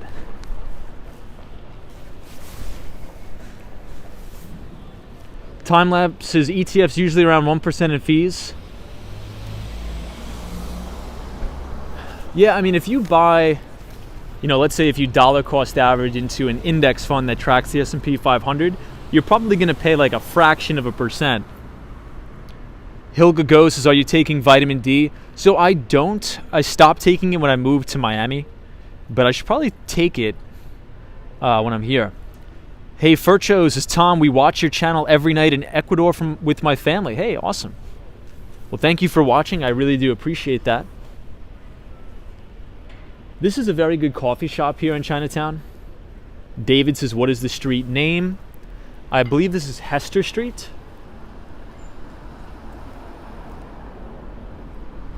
Yeah, Chris Beeman's like, Tom, the sunshine is good, plus the ocean air. Agreed. Smee Media says, Tom, any Oscar predictions for tomorrow? I don't really watch the Oscars. I don't know who's participating in the Oscars. I don't know. I'm not the guy to ask for that. So here is the other Welcome to Little Italy sign right here on Mott Street. Hey, I see out and about our friend and our moderator from Toronto. Good to see you.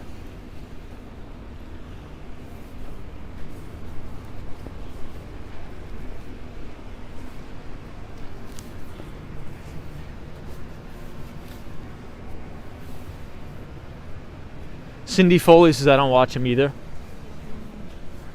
So the Oscars is for film, I'm assuming, right? Hey, Robert is here. Good to see you, Robert. Hey, Jaws says, dreams to come to America. Please come. I think you'd love it.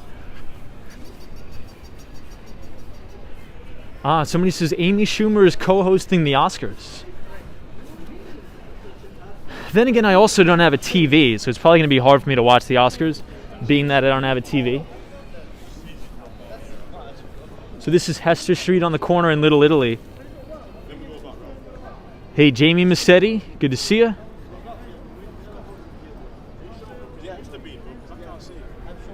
Cynthia Beale, Peter Webley, good to see you. All right, let's head on out. And let's head uptown. Chinatown?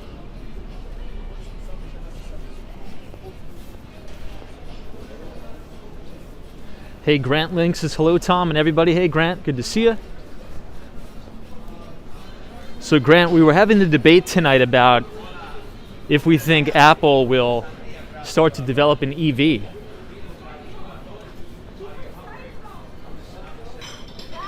I think that if Apple ever developed an EV, that's why the ladies. Oh yeah, this guy is very good at singing. The ladies are trying. Yeah, I see that guy all the time. He's really good. Hey. Yo. Hey, what's going on? How are you? Talk to them. Yeah, so we do a live show called Walks in Wall Street. Yeah, it's on YouTube. So there's like people in the chat. We talk about finance and stuff like that. I respect it. Yeah, awesome. We're shooting a music video. We're just trying to find a cool location. Oh, awesome, man. Yeah. Cool. Yeah, man, I wish I had a license card. I would have gave you. We have this one. I think here. So there you go. If you scan the QR code, you can connect with us on online. Yeah. Hey, thank you, man. Say what's up to you guys. I will. Enjoy. Have good luck with the music video. Thanks, man. See you, man.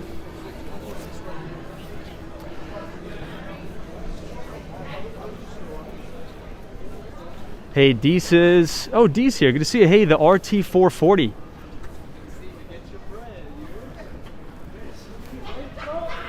Faith, good to see you. So I'll show you guys the cannoli spot one more time.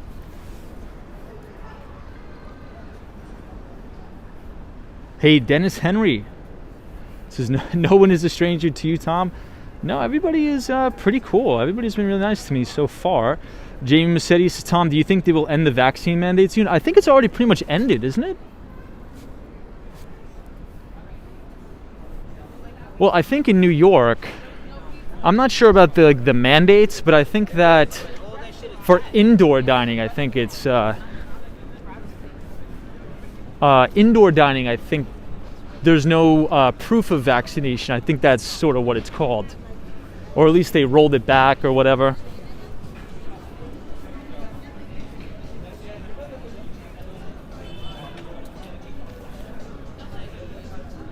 Yo, Otto is here. Says, hey Tom, I'm glad you made the QR codes. Yeah. Thank you, Otto. I think Otto suggested that.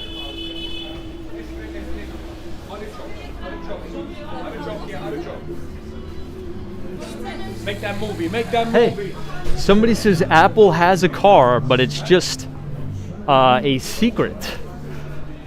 Well, I heard that too, but the only thing that is a little bit hard to believe for me is that, you know, if Apple was really manufacturing a car, don't you think we would hear about partnerships or Apple deploying cash to buy manufacturing facilities? I think that would show up in their R&D, wouldn't it? But then again, I could be wrong.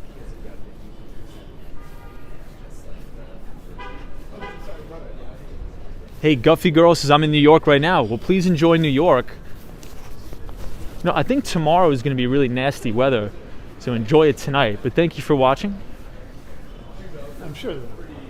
So if you look straight ahead, you'll actually be able to see the Empire State Building, which is going to be directly in Midtown. So that is where we're going to walk up. Hey, Brian says, good evening, Tom and everybody. What's up, Brian? Always good to see you.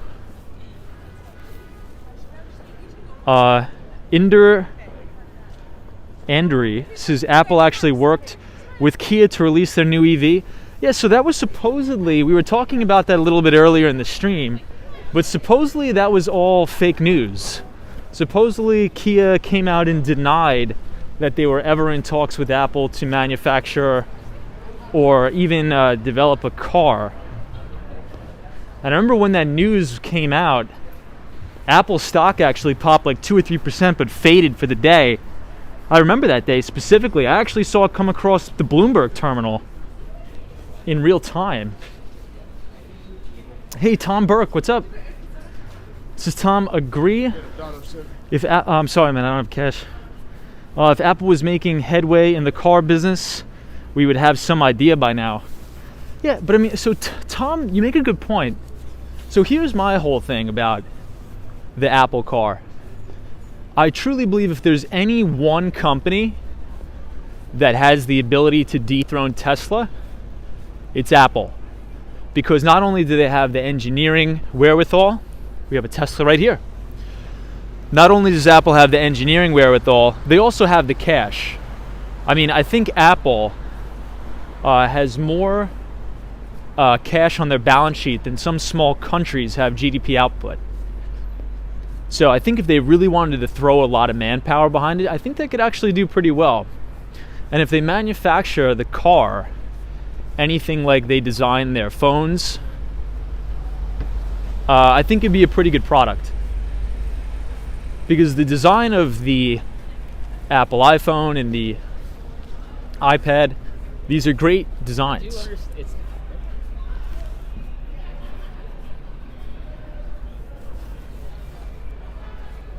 Kale says New York likes to rock and roll all night and party every day.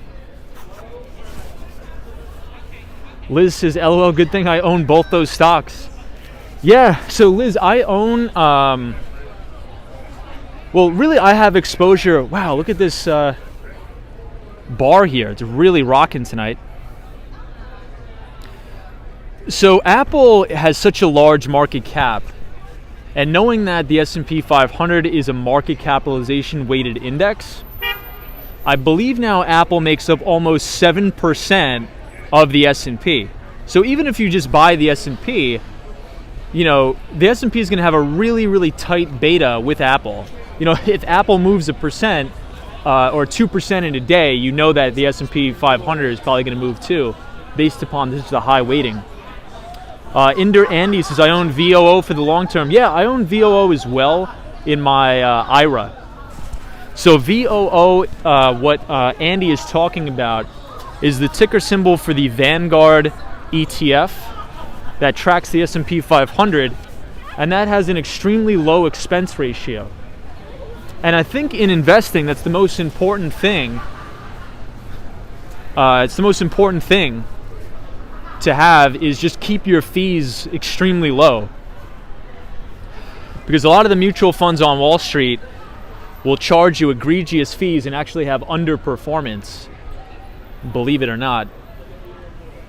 Wow, we've been streaming for over an hour now. Hey, Dan McLaren says, hey Tom, have you heard of Sony and Honda teaming up for an EV? I haven't. Dan, if you have any articles, please link them in the chat. Hey, Roy S. says, if Apple sells EVs, I wonder whether they still give a small Apple sticker as the bonus. That's hilarious. Yeah, a little teeny Apple sticker with every purchase of an EV. That's funny. I would definitely probably, I actually don't know. I mean, I really hope Apple comes out with the car for sure.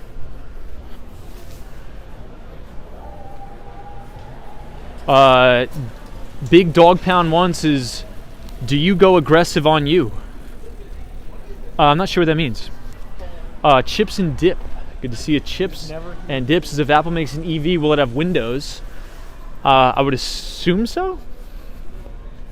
Stephanie Stanley says, Tom, some night, go out with your friends and stream that. We may not have to do that. That dog is adorable. We may or may not do that. Stephanie, but that is a good recommendation though. We may do that, we may not. But thank you, Stephanie, for the recommendation.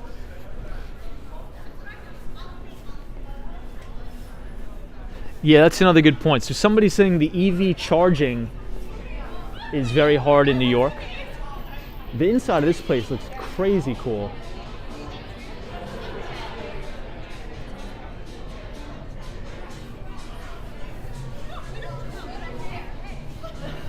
Hey, Zoe Galaxy, good to see you, Zoe.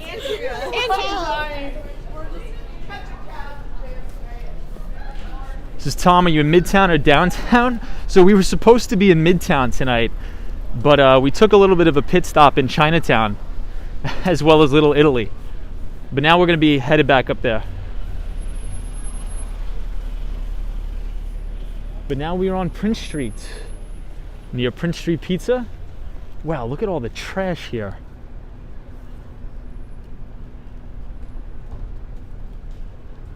It's a lot of trash.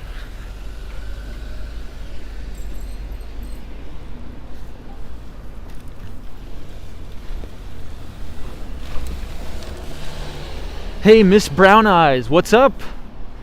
Miss Brown Eyes, always good to see you. Always puts a smile on my face when you join the chat. This is happy Saturday, everybody. It's currently 60 degrees in California. Awesome. Hey, Eric. This is New York City always this trashy? No, I think it's garbage night, to be fair. To be fair, I do think the sanitation department is going to come tomorrow.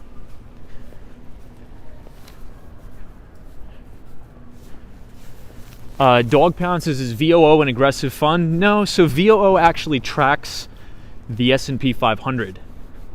So it's essentially like buying the S&P 500. It's an index ETF or exchange traded fund.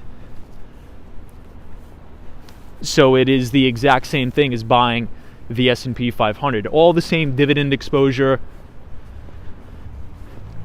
everything like that.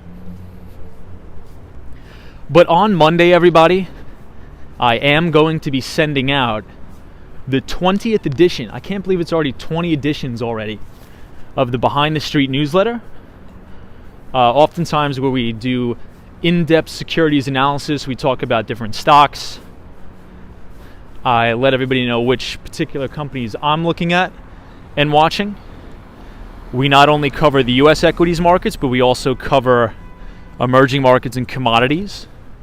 If you want to read that newsletter, if you type !news, N-E-W-S, in the chat, the Nightbot will drop the link to the newsletter.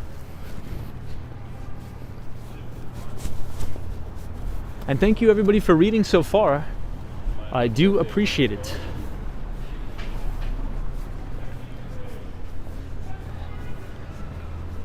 All right, guys, back in Soho or NoHo, East Houston Street in Mulberry. Good to see ya.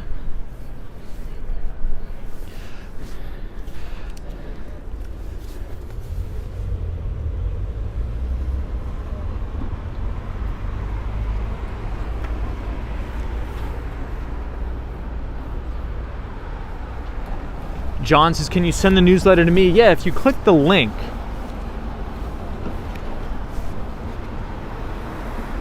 Or let's see if you guys could scan the QR code. Let's see if it'll work. If you scan this QR code, I'm not sure it will work, but I guess we'll have to test it out. If you could scan it through the stream.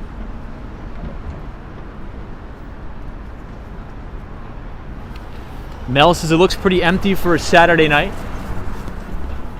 Well, that's because we are in a location where not a lot of people are, but we were just in Little Italy in Chinatown where it was crazy. But we will head to Midtown. The rundown says nice to work. Did it really? You could actually scan the QR code through the stream? That's insane. That's funny.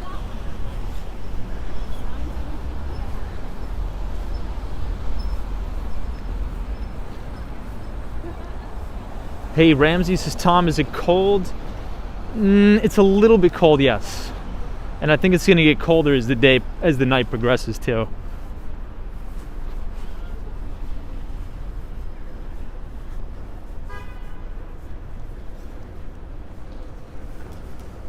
So here's one of my favorite coffee shops.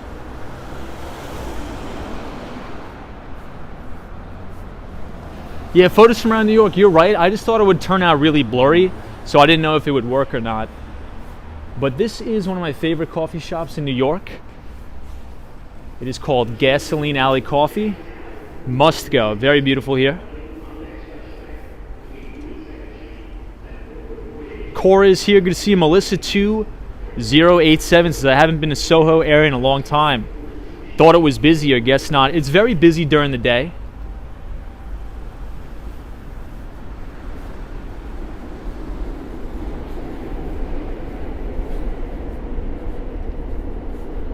But a lot of the stores are closed here.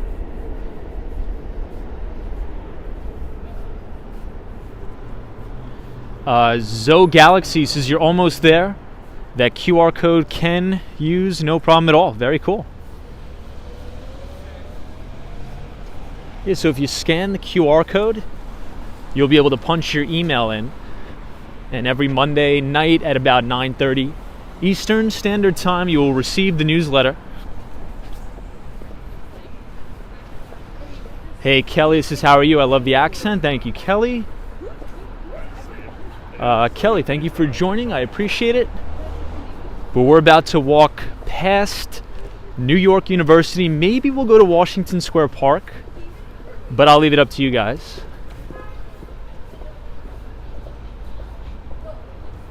Yeah, Western Mass Dave says, Tom, I loved your early streams when you ended with the coffee. We'll have to do that again. Yo, Frank Gonzalez is here. Frank Gonzalez is sending good vibes from Costa Rica. I'd love to be in Costa Rica right now. Demtix says, hey, yo, Demtix back again. Thank you for joining. We were talking about Apple and how they could possibly expand their total addressable market, not only into EVs, but also into healthcare as well.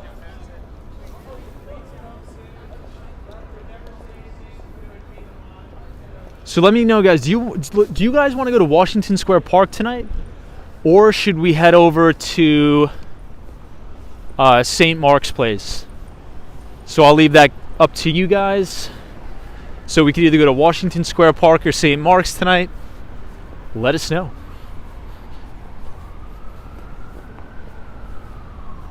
Melissa says, what's your favorite drink of Gasoline Alley coffee or just regular? I usually get cold brew with half and half,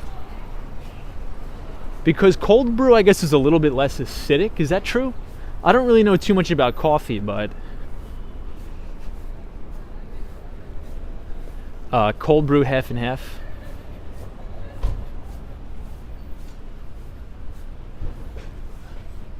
Oh, Photos from Around New York says Blick is a great art store. Very cool. Hey, Kat is here. It's the St. Mark's. Good to see you, Kat. Hope you're well. I think we're split about half and half. Washington Square Park.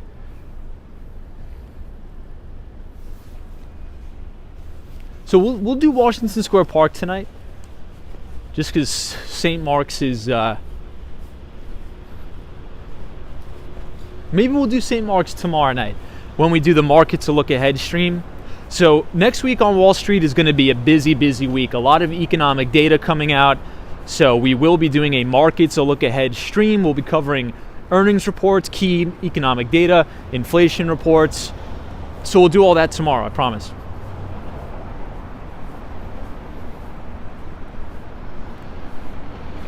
Hey, Horatio Snipes, good to see you.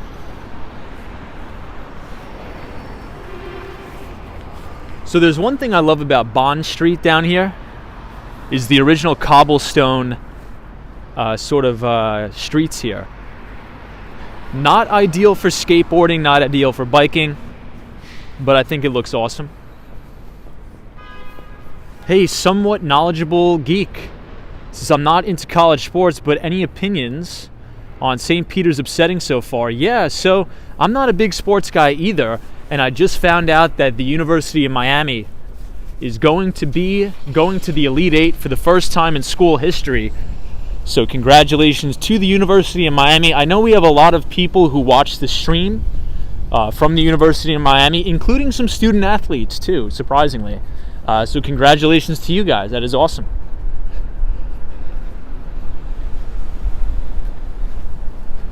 So the official basketball team of the Walks on Wall Street channel is the University of Miami.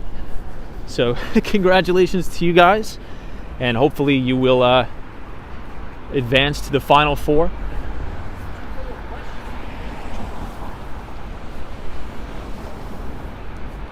Hey, I see Grant Link in Santo. Good to see you. Eric, welcome.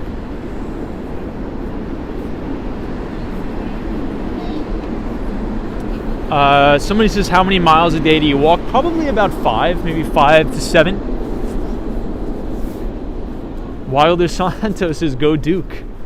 So who's in it, everybody? Who's in the final Elite Eight? I only know of the University of Miami and that upset, the underdog. Hey, Dennis Henry says it will be tough to get past UNC. I think UNC is where, Michael Jordan went to college? Played college basketball? Hey, we have Talvish here. Good to see you, Talvish. Hope you're well. Hey, James is Kansas. Good to see you, James. Demtix is not so busy of a night. It was crazy in Chinatown and Little Italy, for sure. Keep track of how much you spend and we'll pay for half. So at the end of the day, Kate just says, when I went to New York City, I walked like 7 miles a day. Yeah, New York City is definitely a very walkable city. Off the Hook says, go St. Pete's. Good to see you, Off the Hook.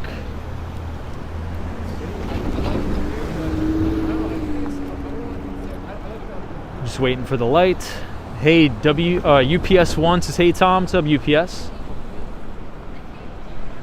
UPS1, we were talking about Apple potentially making an Apple car, also growing its total addressable market into healthcare. So good to see you.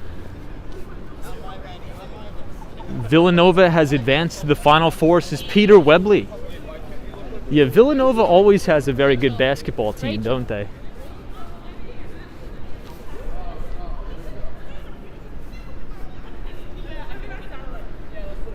But good to see you, Demtic. Sebastian is here. Good to see you.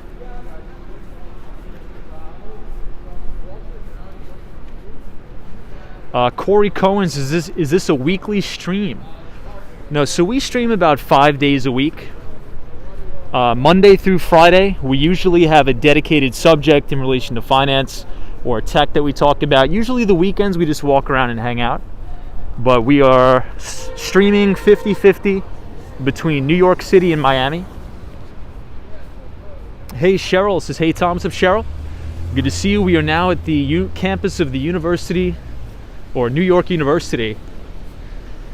And if you look to the left, this is the Stern Business School. And NYU Stern has a very famous professor in which we talk about all the time. That is Professor DeModderan. And he is considered the Dean of Valuation. So if you're interested in learning about securities analysis, how to evaluate companies, check out Professor DeModderan. And he teaches right here at the Stern School of Business, right here on West 4th Street in New York City, NYU. Hey, Bagels and Walks says, hey, have a safe walk tonight. Thank you, Bagels and Walks. Appreciate it. Thanks for joining. Kelly says, do you have to wear a mask in the city anymore? Not really. UPS's Apple car is still a mystery. Rumor was first Lucid. Now Porsche's the rumor, yeah. You're right. Hey, Scott Big Banks, PhD. This is audit the Fed. Indeed. Agreed. So one of the things that's really funny about the Federal Reserve is Fed Chairman Jerome Powell would always talk about, oh, we have to start tapering. We're going to start to taper. But this week, the Federal Reserve's balance sheet has now surpassed new all-time record highs on its way to $9 trillion. So there was no taper. It was only taper talk, but there was absolutely no taper. And that's why, as Stanley Druckenmiller says, it's more important to watch what the Fed is doing instead of listening to what they're saying. And you guys could actually check out the Fed's balance sheet in real time on the Federal Reserve's website. But the Federal Reserve has been constantly buying mortgage-backed securities and U.S. Treasuries with no end in sight.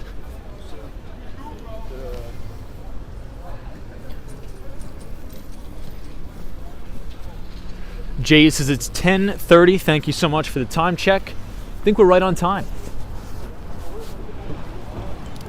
But check this out, everybody. This is going to be a beautiful view of the One World Trade Center here.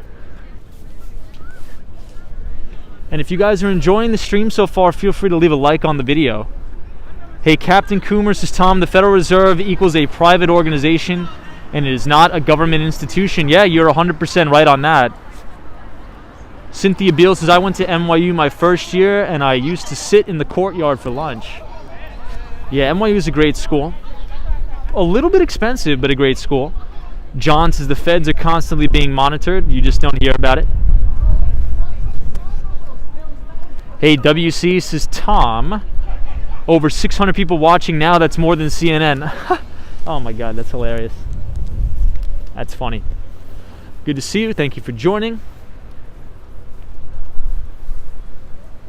So let's take a little bit of a walk through Washington Square Park here.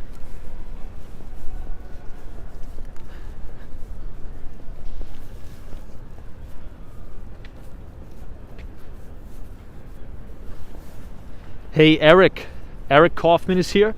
Says, love Washington Square Park. Hey, The Rundown says, what is the arch called? I'm not too sure. I think Photos from Around New York knows a lot more about that stuff than I do. But I love the arch as well. Big police presence here in Washington Square Park because earlier in the year there was big commotion. A lot of the people who lived in the neighborhood were really complaining about all the drug activity that was going on in the park. So as you can see, there's a big police presence here now. Hey, Larch says, hello, Tom from New York City. Hey, Larch. Thank you for joining, and I hope you're having a great weekend so far. James Bush says, greetings, Tom, and everybody from James in Australia. Good to see you, James. Hopefully I'll be able to visit Australia sometime. Hey, Somewhat Knowledgeable Geek says, Tom, you are going to be very big on YouTube. You're great with the viewers, fantastic concept, and going back and forth between Miami and New York City. Well, thank you for saying that, and thank you for joining. I always love talking to you, knowledgeable geek, every day. Hey, NYC says, boys in blue out in full force. Indeed they are. Which is always good to see. The Walks in Wall Street channel supports the NYPD. Wow, check that out, everybody. That's an insane view. You have the one and only Empire State Building in the background of the beautiful arch here at Washington Square Park. Hey, Sebastian says, hey, Tom from Port St. Lucie, Florida. Love it. NYC FJB, good to see you. As always, Dennis Henry says, awesome. Jim Barrows says, thanks, Tom. No problem, Jim. Thank you for being here. Hey, Jackie M. What's up? Happy Saturday, Jackie. Hope you're doing well. So, Jackie, we just took a walk through, what's it called? Chinatown. And we were very tempted to stop and get something to eat at a lot of these places. But, Jackie, hope everything is going well for your weekend. And thank you for joining in the chat, as always. Hey, Brody Griffith says, hey, Tom, hope life is going well. Life is going very well for me. I hope the same for you. David Ian says, just want to say hi from Richmond, Virginia. Love Richmond, Virginia. I'll actually be in Virginia very soon. I'll be in Atlanta and Virginia very, very soon. Hey, Sam Miguel is here. Says, good evening, everybody. What's up, Sam Miguel? So check out these cherry blossom trees in the park. These are some of my favorite trees here. Look at how beautiful it is. Hey, Jim Barrow says, hey, Tom, are you going to collab with Action Kid in Miami? Probably soon. I just want to let him settle in. Very busy guy. I think he's moving into a house or something like that. So he's very busy. I want to let him, take care of whatever he has to do. I know Action Kid is a very, very busy guy.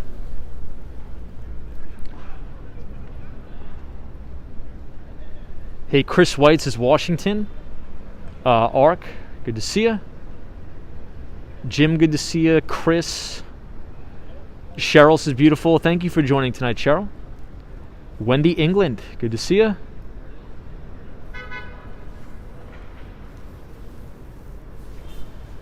Photos from around New York.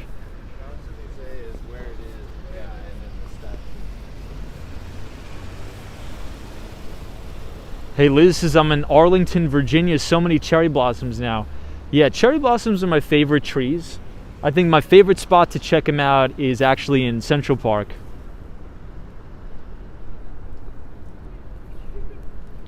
All right, so we'll continue to walk up Fifth Avenue.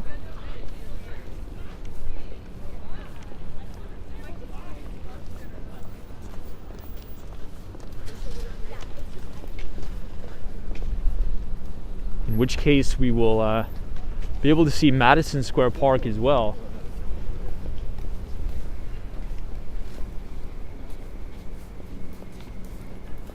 Hey, Laytha is here. It says, hello, Tom, and everybody in the chat.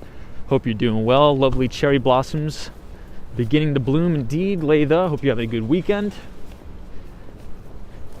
We finally were able to go down to Chinatown and Little Italy.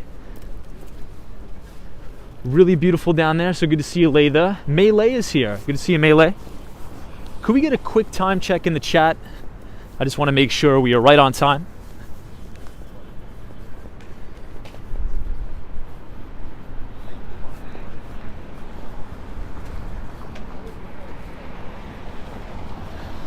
As we pass some more scaffolding here.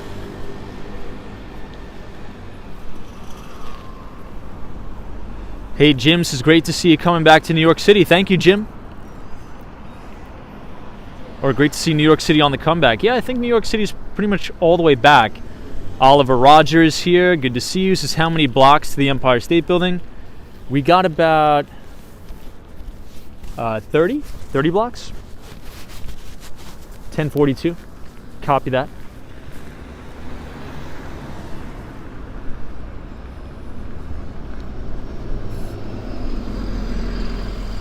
Yeah, somewhat knowledgeable geek is like, Tom, you must be happy that it's going to get warmer in New York City. I am, but here's the only thing. It's going to be like 28 degrees, 26, 27 degrees the next couple of days, which is not ideal. Hey, Jessica Rodriguez says, be safe, Tom. New York City streets and subways are back, and crime is climbing. I will be careful. Thank you so much, Jessica. Armando, what's up? Good to see Armando. Slade says, what's your favorite time of day to walk around New York City? In the summer, right around 9:30 in the morning. There's nothing like waking up, walking to get a coffee in New York City at 9:30 a.m.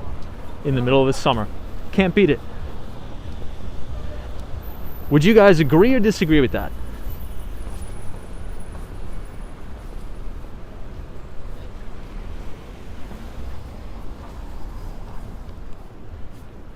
Hey, Raise 3XRP says, peace, Tom. What's up, Raise?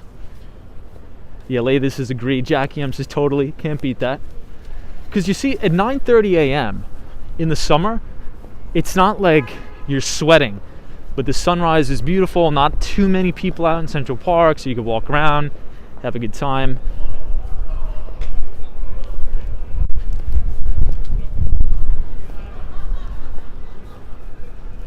Yeah, New York City says morning cup is always best, especially outside. Agree 100%. OP chances agree.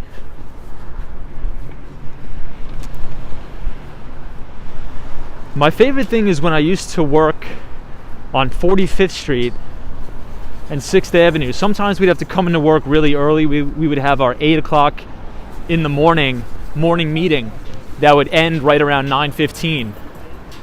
I would put all my stuff down on my desk, and then I'd go get a cup of coffee in the city. And that's when really everybody's just getting into the office, and that's like the perfect time. Man, I miss those pre-COVID times for sure. That thing is weird.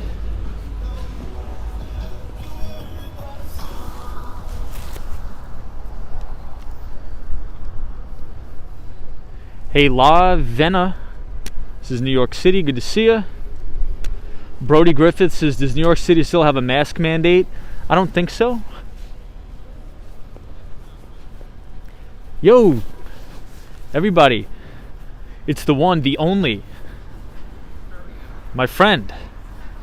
The New York City Walking Show. Hey, man. This is be careful in that area, Tom. Hope you carry the pepper spray. Thank you, New York City Walking Show. Good to see you. Hope you're having a great weekend, my friend.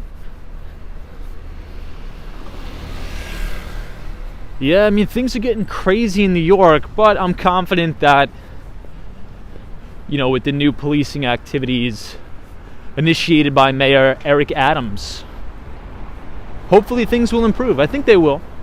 We'll stay optimistic, but New York City Walking Show, thank you for joining in. And I'm glad you're safe, man. I'm glad you hammered that guy. I think he did the right thing. I think he probably tried to do a snatch and grab on your phone. He was probably trying to steal it or something like that. So I'm good. I'm glad you're safe. I'm glad nothing happened. But have a nice weekend, my friend.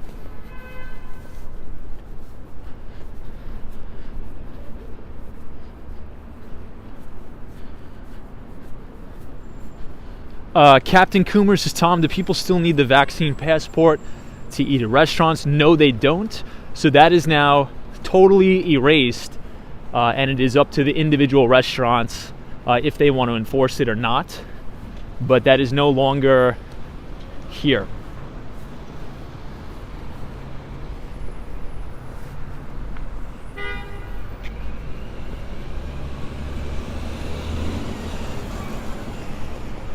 So this is the New School, which is a very, very prestigious sort of design school.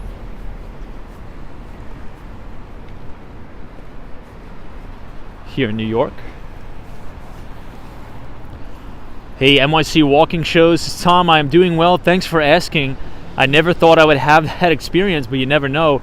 Glad I'm okay. Have a nice weekend, my friend. Always pleasure to be here. You as well, my friend. Yeah, I think you handled yourself well. You know, it's very good that the situation didn't escalate more than it did. But always enjoy watching your streams. And for everybody in the chat, I think everybody in the chat probably already knows, but please head on over, check out our pal, the New York City Walking Show, or the NYC Walking Show in the chat. Great content, great channel, great guy with a good personality. If you want to see a little bit more in-depth views in New York City, head on over to the New York City Walking Show. I'm trying to think of where we should we cross over? Yeah, so we'll cross the street, but then we will head over to Madison Square Park, because I don't want to walk all the way up Fifth Avenue. I think we'll go to Broadway. I think Broadway may be a little bit better. So we'll do that first.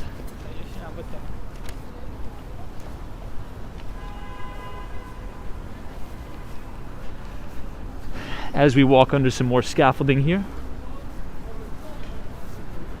Cynthia Beal, what's up? Good to see you. Hey, Vane Chung is here. Good to see you. Yeah, so Roberts says all 50 states have lifted the mask mandate.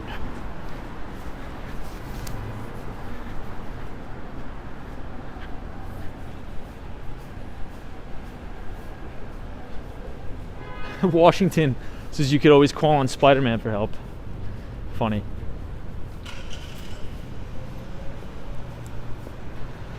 Hey, Silver Hooper says, hi, Tom. Thanks for ignoring my comments. Good to see you.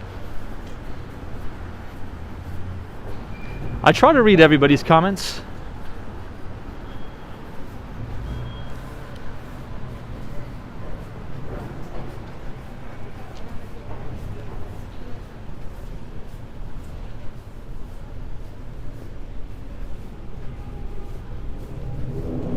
Cheryl, good to see you. Okay, so now we are here, Union Square West, Union Square Park, where we have the Whole Foods here.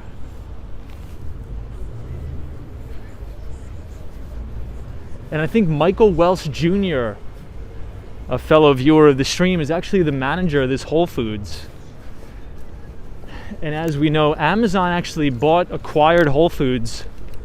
So this is owned by Amazon.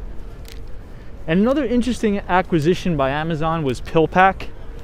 So I think as pharmaceutical sales transition to more of an e-commerce play, I think Amazon is very well positioned with their acquisition of PillPack.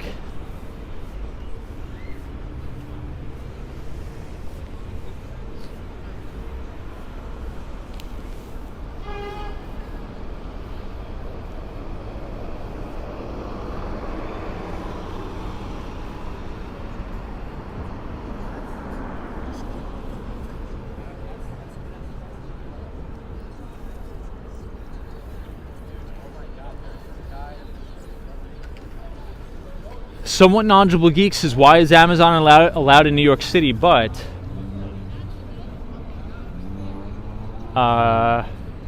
Walmart isn't? Well, Amazon isn't like a brick and mortar business, right? So Walmart is not allowed in the city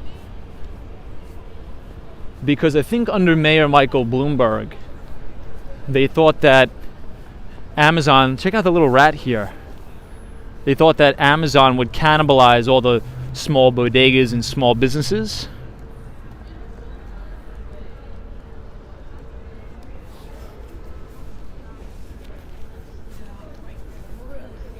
But I think it'd be hard to ban Amazon because it's an e-commerce business. It's not really brick and mortar. So that would really be my only piece of commentary there. Yeah, Roberts is a good-sized rat.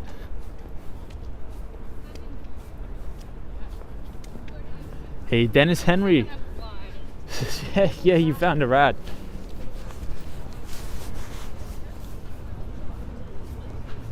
Well, there is a Target in Manhattan, multiple Targets. Hey, Cypress says, need that 2-day shipping? Don't ban Amazon. I agree. Well, I think that's why Walmart stock has performed so well, because Walmart has done a really great job transitioning a lot of their business over to e-commerce. You know, and think about the prime example of a brick and mortar business going out of business because they didn't invest money into e-commerce. Does anybody know like a classic example? I think the best example I can think of is the battle between Circuit City and Best Buy. Does anybody remember Best Buy and Circuit City? Well, I think everybody knows Best Buy, but Circuit City was a competitor to Best Buy. And the main reason why they went under is because they didn't invest into e-commerce. Best Buy actually does a lot of their volume, a lot of their revenue online. And Circuit City didn't. So you have to change with the times or else your business model will get disrupted. Yeah, Cypress's Radio Shack is another great example. Cynthia Beale says, yep, Circuit City. Circuit City was like a Best Buy, right? But Best Buy, what they did is they actually invested multi-millions, if not billions of dollars into e-commerce. Jonathan Richards says Kmart, yeah.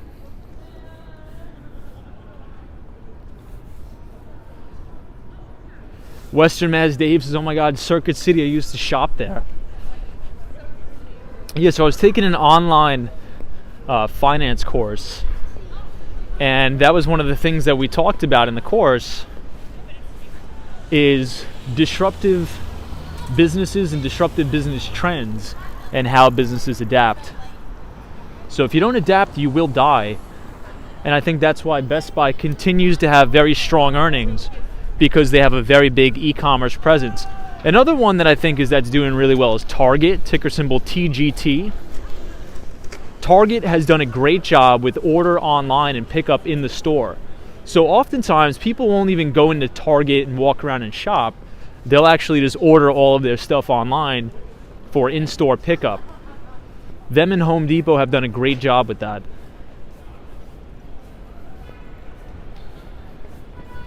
Yeah, Jim says Netflix and Blockbuster, 100%. Oh, we got another Tesla here. Hey, Silver Hooper, good to see you. Says New York Central is a good meeting place. Jonathan Richards says Blockbuster Video, absolutely. Jason Wyatt says, I saw an article that they are building a Target in Union Square. I think that would probably do pretty well.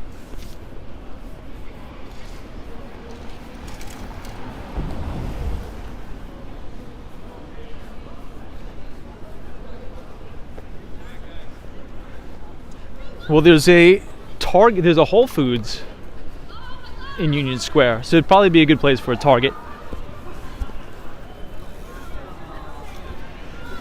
Usually competing businesses usually build their locations next to each other.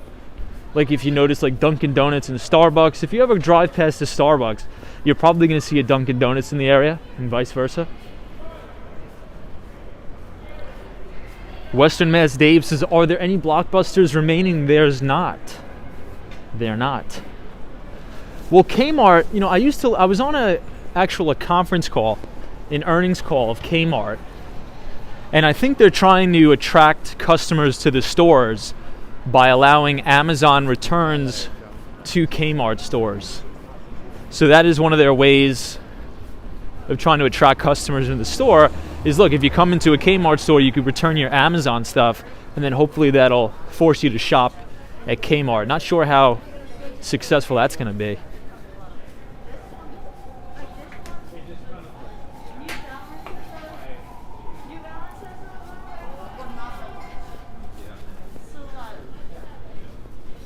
Hey, Thomas Brady, what's up?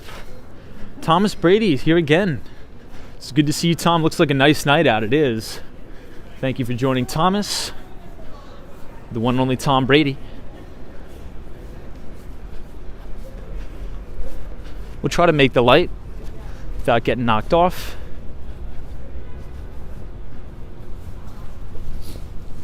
I think you're right. So Cindy Foley, I apologize, I misspoke. You said Kohl's to Amazon returns are so easy. I think, yeah, so I was mixing up Kohl's and Kmart. I apologize. So I think Kohl's is the store where Amazon partnered with, where you could do Amazon returns. I apologize. Hey, Megan H. Good to see you, my friend. Hope you're doing good. Jonathan Richards, is there still one Blockbuster video store left in Oregon? Really? No way. No, I don't think so. I don't think that's possible.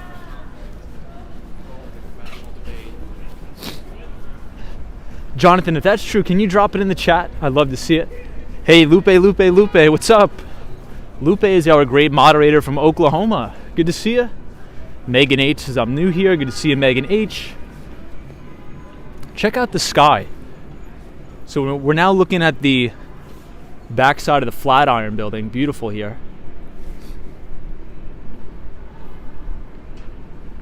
I love the contrast between the Flatiron building and the sky.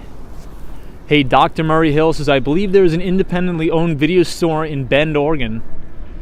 Still using the Blockbuster branding. That's probably it.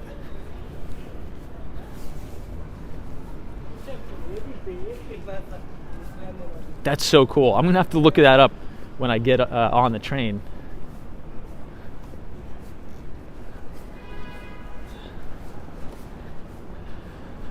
But if you guys are enjoying the live stream so far, feel free to leave a like on the video and subscribe to the channel if you are new for more New York City live streams as well as Miami streams. So get ready for a beautiful view, one of my favorite views of the Empire State Building. A view that'll take your face right off. Here we go. I think this is one of my favorite shots of the Empire State Building. Silver Hooper says the Trump building is around the next block. I don't think there's a Trump building here. The Trump Tower is on 5th Avenue, I think.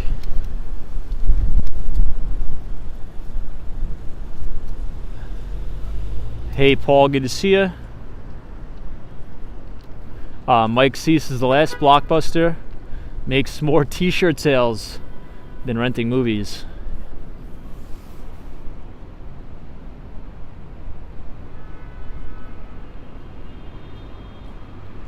Yeah, that is true.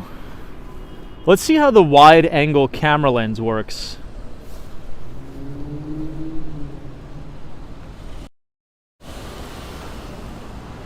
Not too well.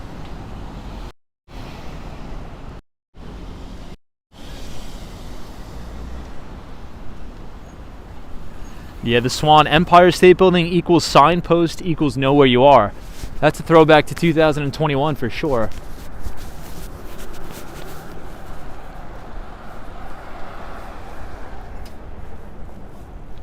Yeah, Layla's like not good wide angle.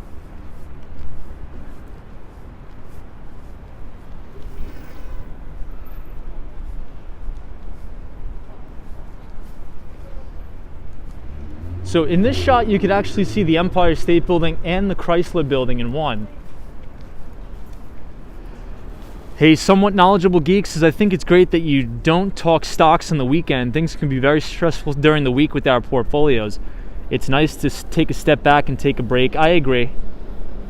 Sometimes I can't help myself. Santos says, iPhone 13, great video quality. Thank you, Santo. You could actually hear the train pulling in too. Yo, Mike C, what's up, Mike? This is Tom. How often do you need something only realize it's in Florida or vice versa? More often than you think.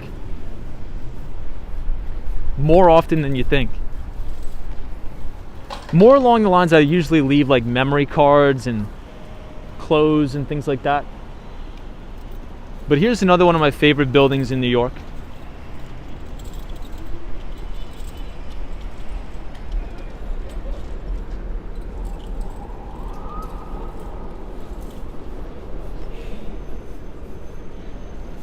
Wow, that looks awesome.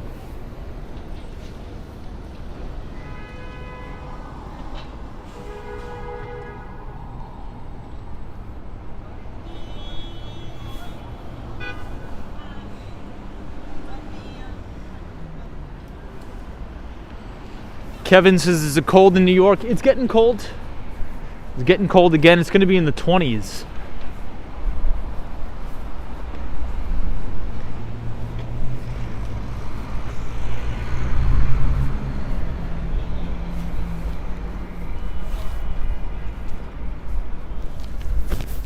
I think the classic white on the Empire State Building is one of my favorites.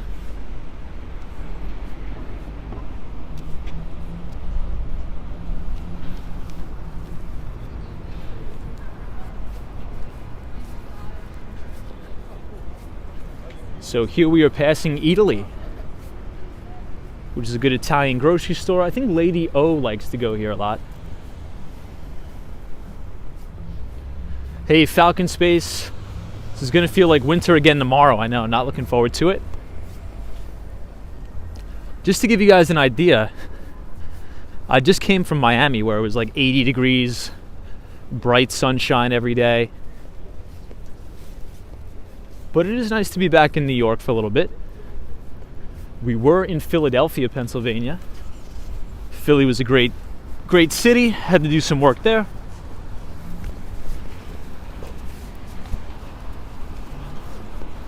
So we're headed uptown towards the Empire State Building.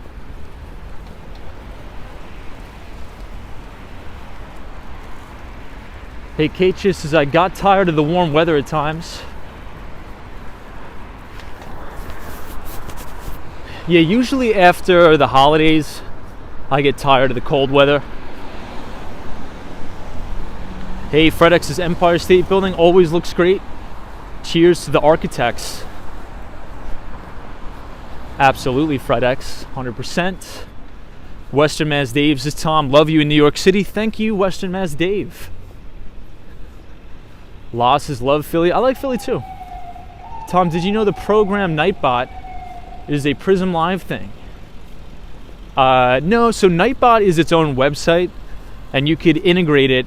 It APIs into YouTube. So it has a really good API. You can integrate it to YouTube, and you could do a lot of fun things with it. So it could tell us the weather, things like that.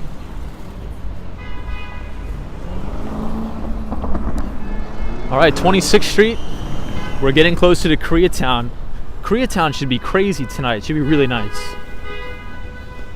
But I'll pull over to the side so you guys can enjoy one last view of the Empire State Building.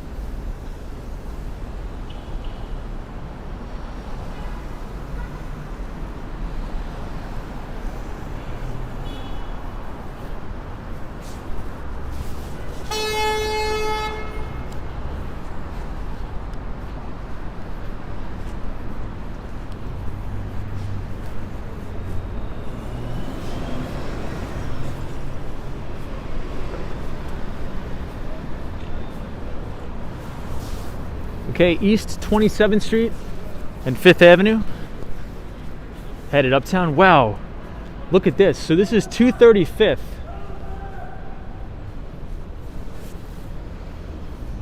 Let me know if the video quality is any good. Look at all of these people waiting to get up on this rooftop bar here. Yeah, Jim, I think that's a really good idea. So Jim is like, Tom, do you think that we can convert a lot of these empty office spaces into affordable housing? I think that's a really good idea, Jim. Hey, Lisette F says, hello, my car read 78 degrees today in Colorado. I'm very jealous about that. Hey, G Hope says, Tom, 235th Avenue rooftop is the best view of the Empire State Building.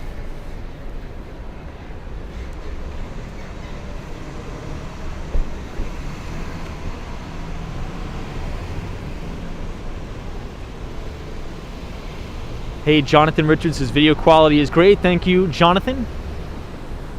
Thank you, Faith.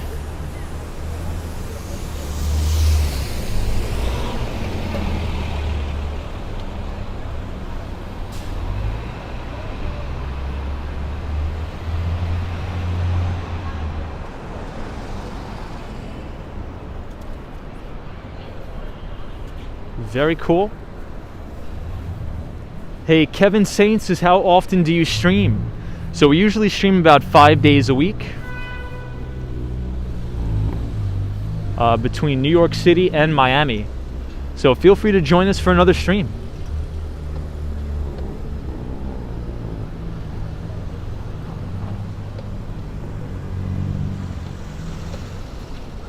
Hey, Cindy Foley, thank you for joining. I appreciate it. Jackie M, thank you for joining. Michelle McGraw says you always have the clearest stream, Tom. Thank you so much, Michelle. I appreciate it.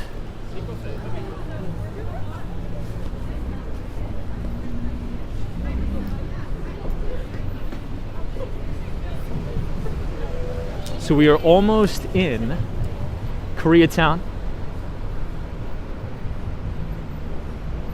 You know, we tend to see these cars all around Miami too.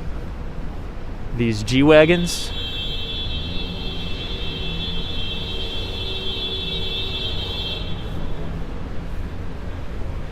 People are going wild on the horn.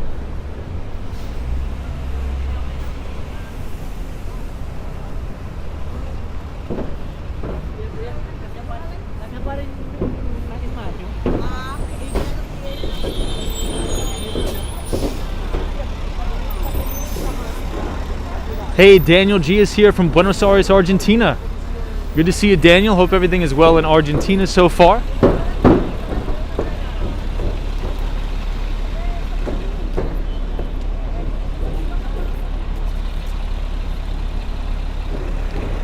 Late is like, Tom, I wouldn't mind Manhattan without the horn honking.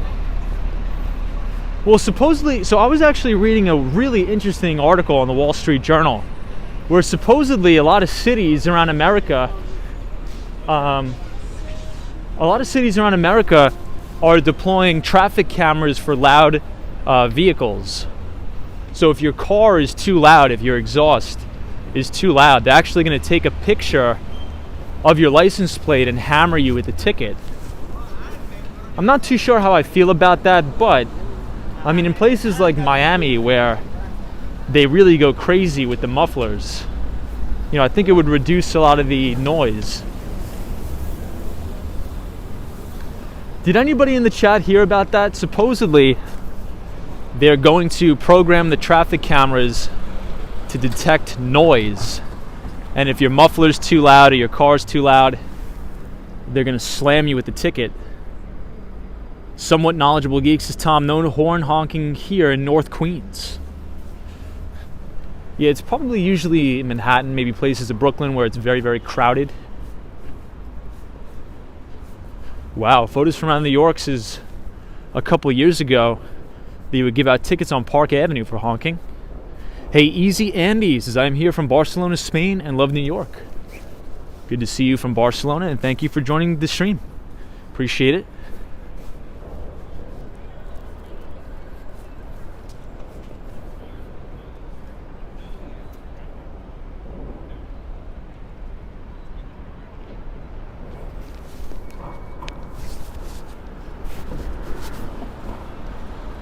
So maybe we'll take a quick walk through Koreatown since we're here already. Hey, the ABX girl is here. What's up? Says, yes, you could sleep in the outer boroughs. Do not miss that part at all. Good to see you, the ABX girl. The ABX girl is our pal from the Bronx. Good to see you.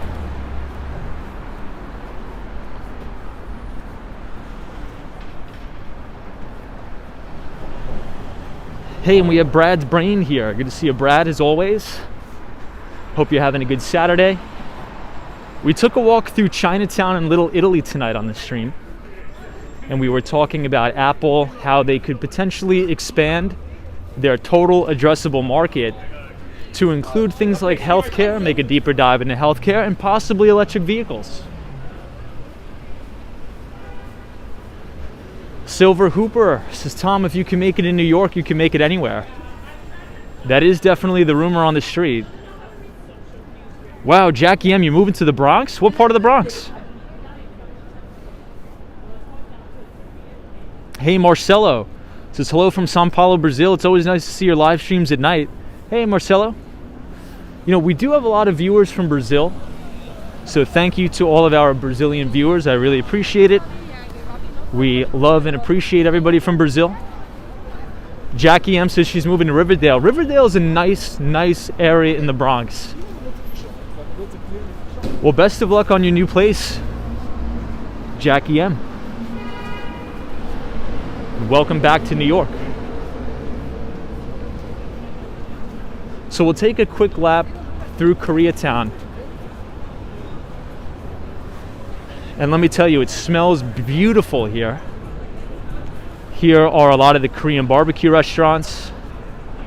Hey, Christina says, Tom, can New Yorkers make it Oslo, Norway, or Dubai? Could you rephrase that question? I would definitely like to go there. Hey, Ali C says hello from Argentina. Welcome. Gummy Bear, welcome, welcome. Wow, the ABX girl says you're from Riverdale. Yeah, Riverdale is a very, very nice place in the Bronx. I believe I used to sometimes have soccer practices on those soccer fields there at the park when I was in college.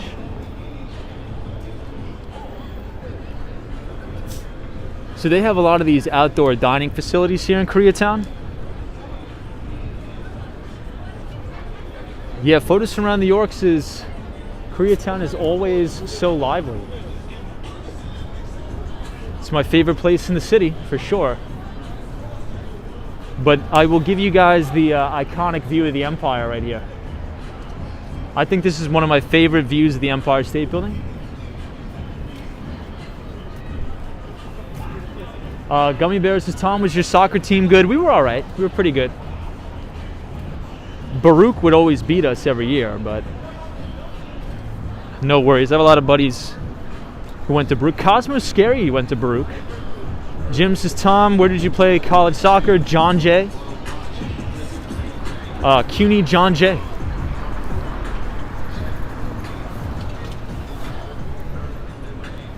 All right, so now we will cross the street here and go through Koreatown.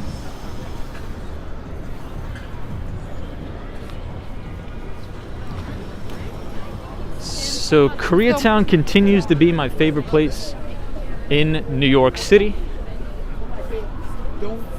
And I think you guys will see why very, very soon.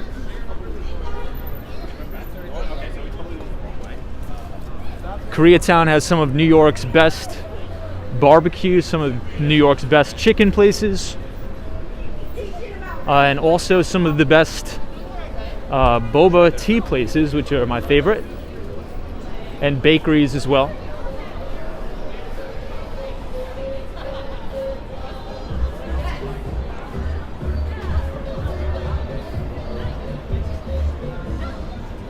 So a lot of the times the Korean barbecue spots will be on the second or third levels of some of these buildings. Very cool. Hey, Tom M says electric cars, never do you hear about servicing them and how much the battery replacements cost. Yeah, you're right, Tom M. So to Tom M's point, there oftentimes only tends to be very positive sort of news around car EVs. You're right. Hey, Chantel M says, hey Tom, people are saying that Manhattan isn't a safe place pre-pandemic. I appreciate your thoughts from a tourist from Canada. So I think that, New York is going through a little bit of a hard time right now, but I'm confident that it'll get back on its feet. It always does. I think we just need to let the mayor get the job done. But I think you'll pretty much be safe. It's still a very safe city in America, that's for sure.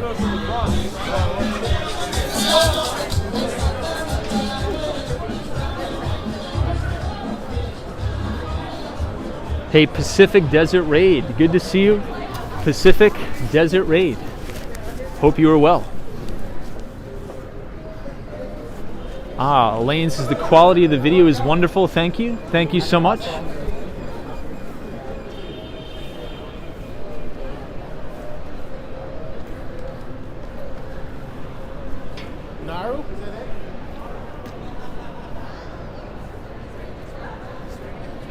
Hey, Chantel M.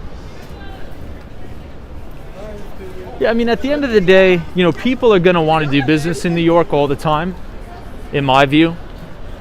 So as long as there's people here that want to do business and that are successful, I think the city will continue to do well over time. In between songs. Hey, DM says, Tom, get home safely. Hey, DM, good to see you. I hope you're well. Thank you so much for joining the stream tonight. British Gray, good to see you. From Tampa, Florida.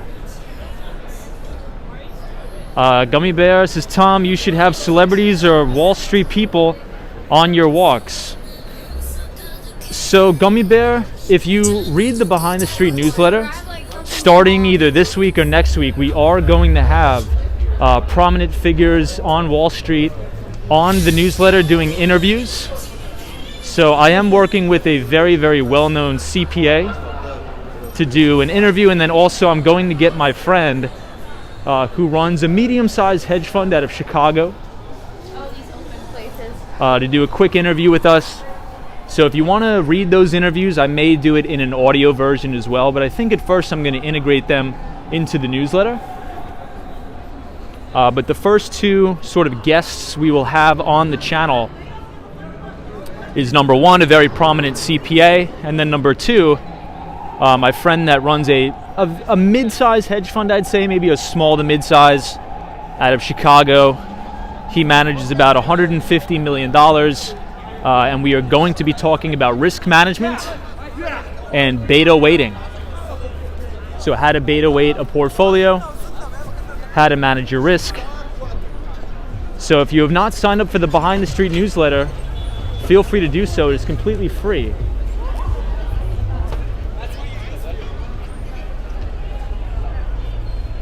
But this is 32nd Street, Korea Way.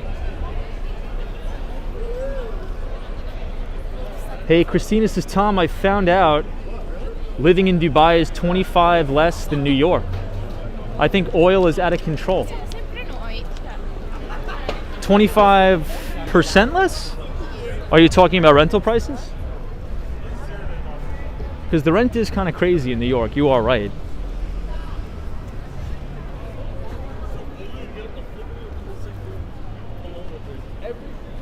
Let's cross the street here, my friends. Hey, TME TV, what's up? TME TV, thank you for joining. I always see you on the streams. Hope you're having a good weekend so far.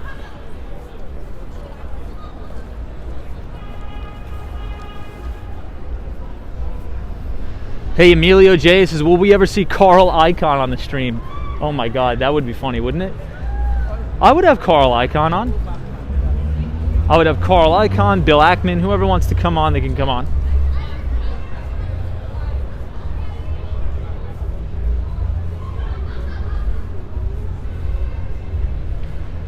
So now we are headed towards 34th Street, Herald Square.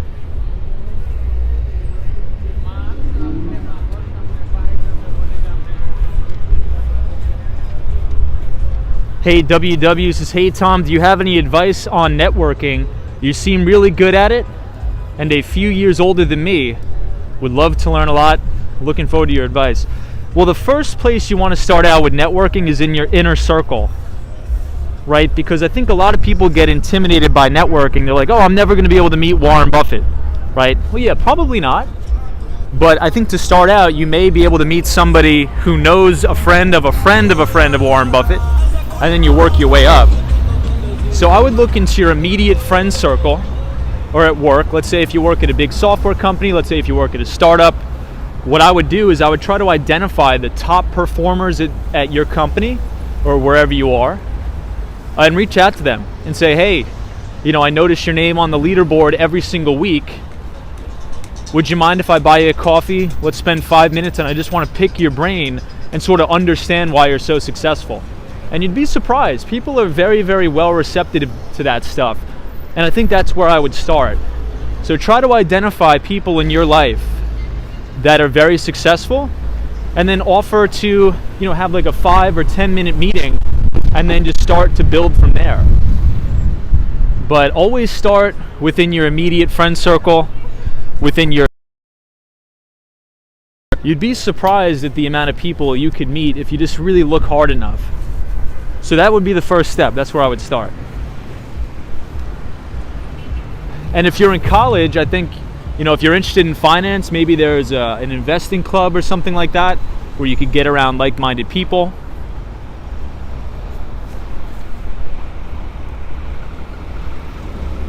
Or you could join the Walks on Wall Street Discord.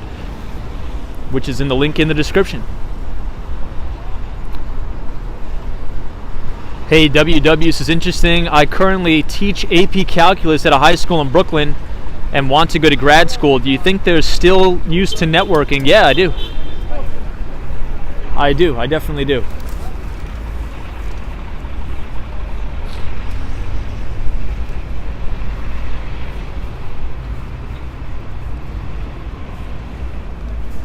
And I mean, if you're in New York City, I mean, this is the place to network, right? I mean, the most successful people in the world are living here. So I would, whatever you're interested in, if, there's always free clubs, free meetups that you could go to. And if you look hard enough, you'd be surprised, who you might run into. So here we are outside of Macy's. This is the brand new Macy's Flower Show. YCA says, any advice for a female entrepreneur who gets backlash from businessmen? So I would seek advice from other successful female entrepreneurs. And I would try to associate with those people and see how they can navigate those waters. Because for me personally, I couldn't really give you advice because I'm not a female entrepreneur, right? So I sort of want you to hear that right from somebody who's knowledgeable on that topic.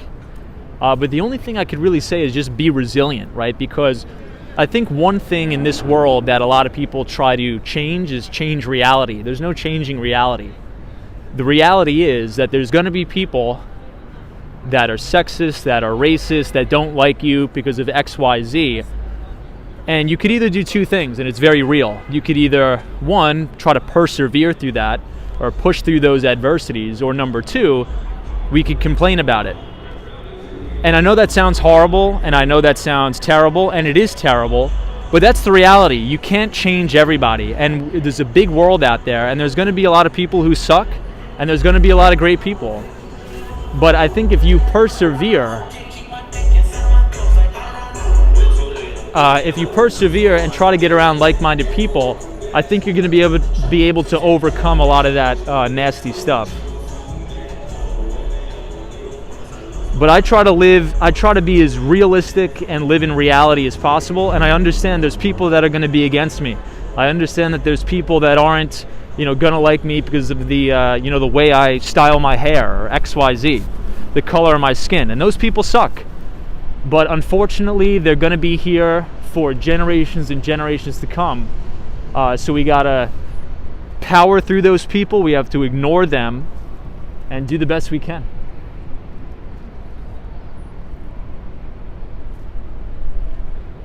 Hey, Andy is here from South Korea. Good to see you, Andy. Good to see you. Leah, this is be confident in yourself. Don't let anyone ravel you. Agreed.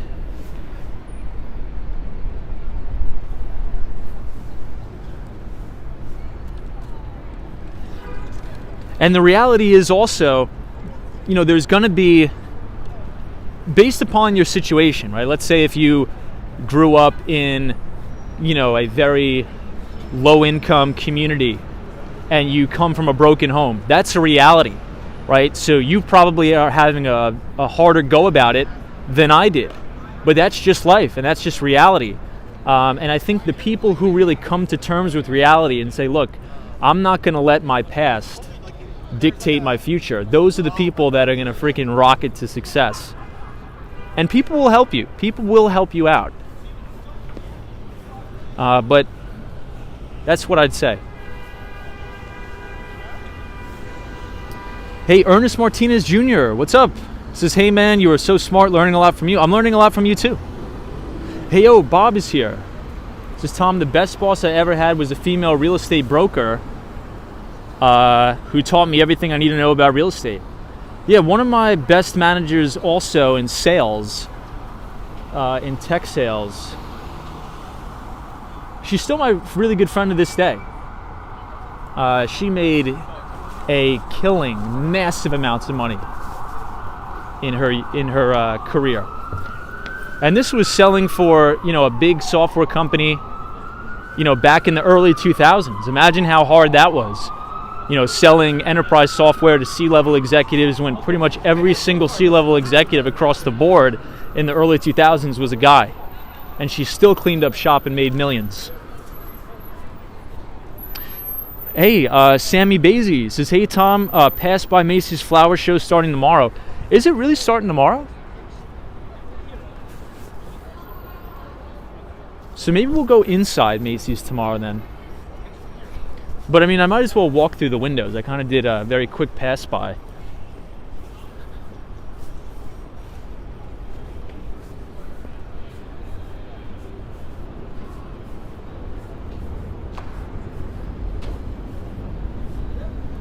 Easy Andy says Santander Bank.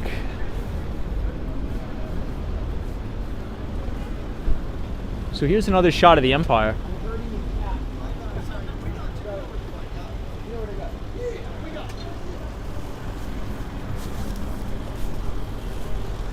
Hey, Just Two Flies says, hey Tom, just joined the stream. What street are you on? This is 35th Street.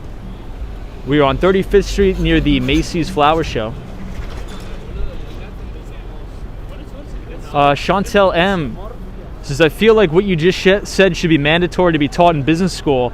You should be a professor and give lectures. I appreciate that. Well, I think the thing now is that a lot of, again, like I said, I think a lot of people try to change the reality. But sometimes things are impossible to change. Wow, check this out.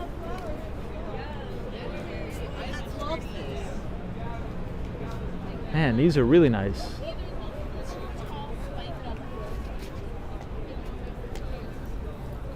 Ah, the swan.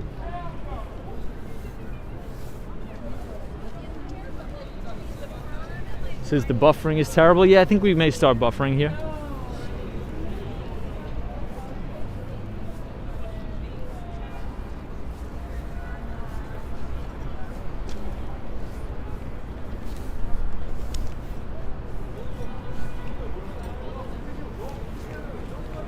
So these are the main windows here at the Macy's Flower Show. Hey, David Armstrong says, Tom, is Macy's open? It's not open now. I think they are setting up, though, for the flower show tomorrow. But wow, this stuff is, they did a great job on this. Hey, Lisa is here, says, hey Tom, good to see you. Mike C says, I think a lot of universities would censor a professor for what Tom is saying. Yeah, unfortunately, I agree. But I think it's doing a disservice to people.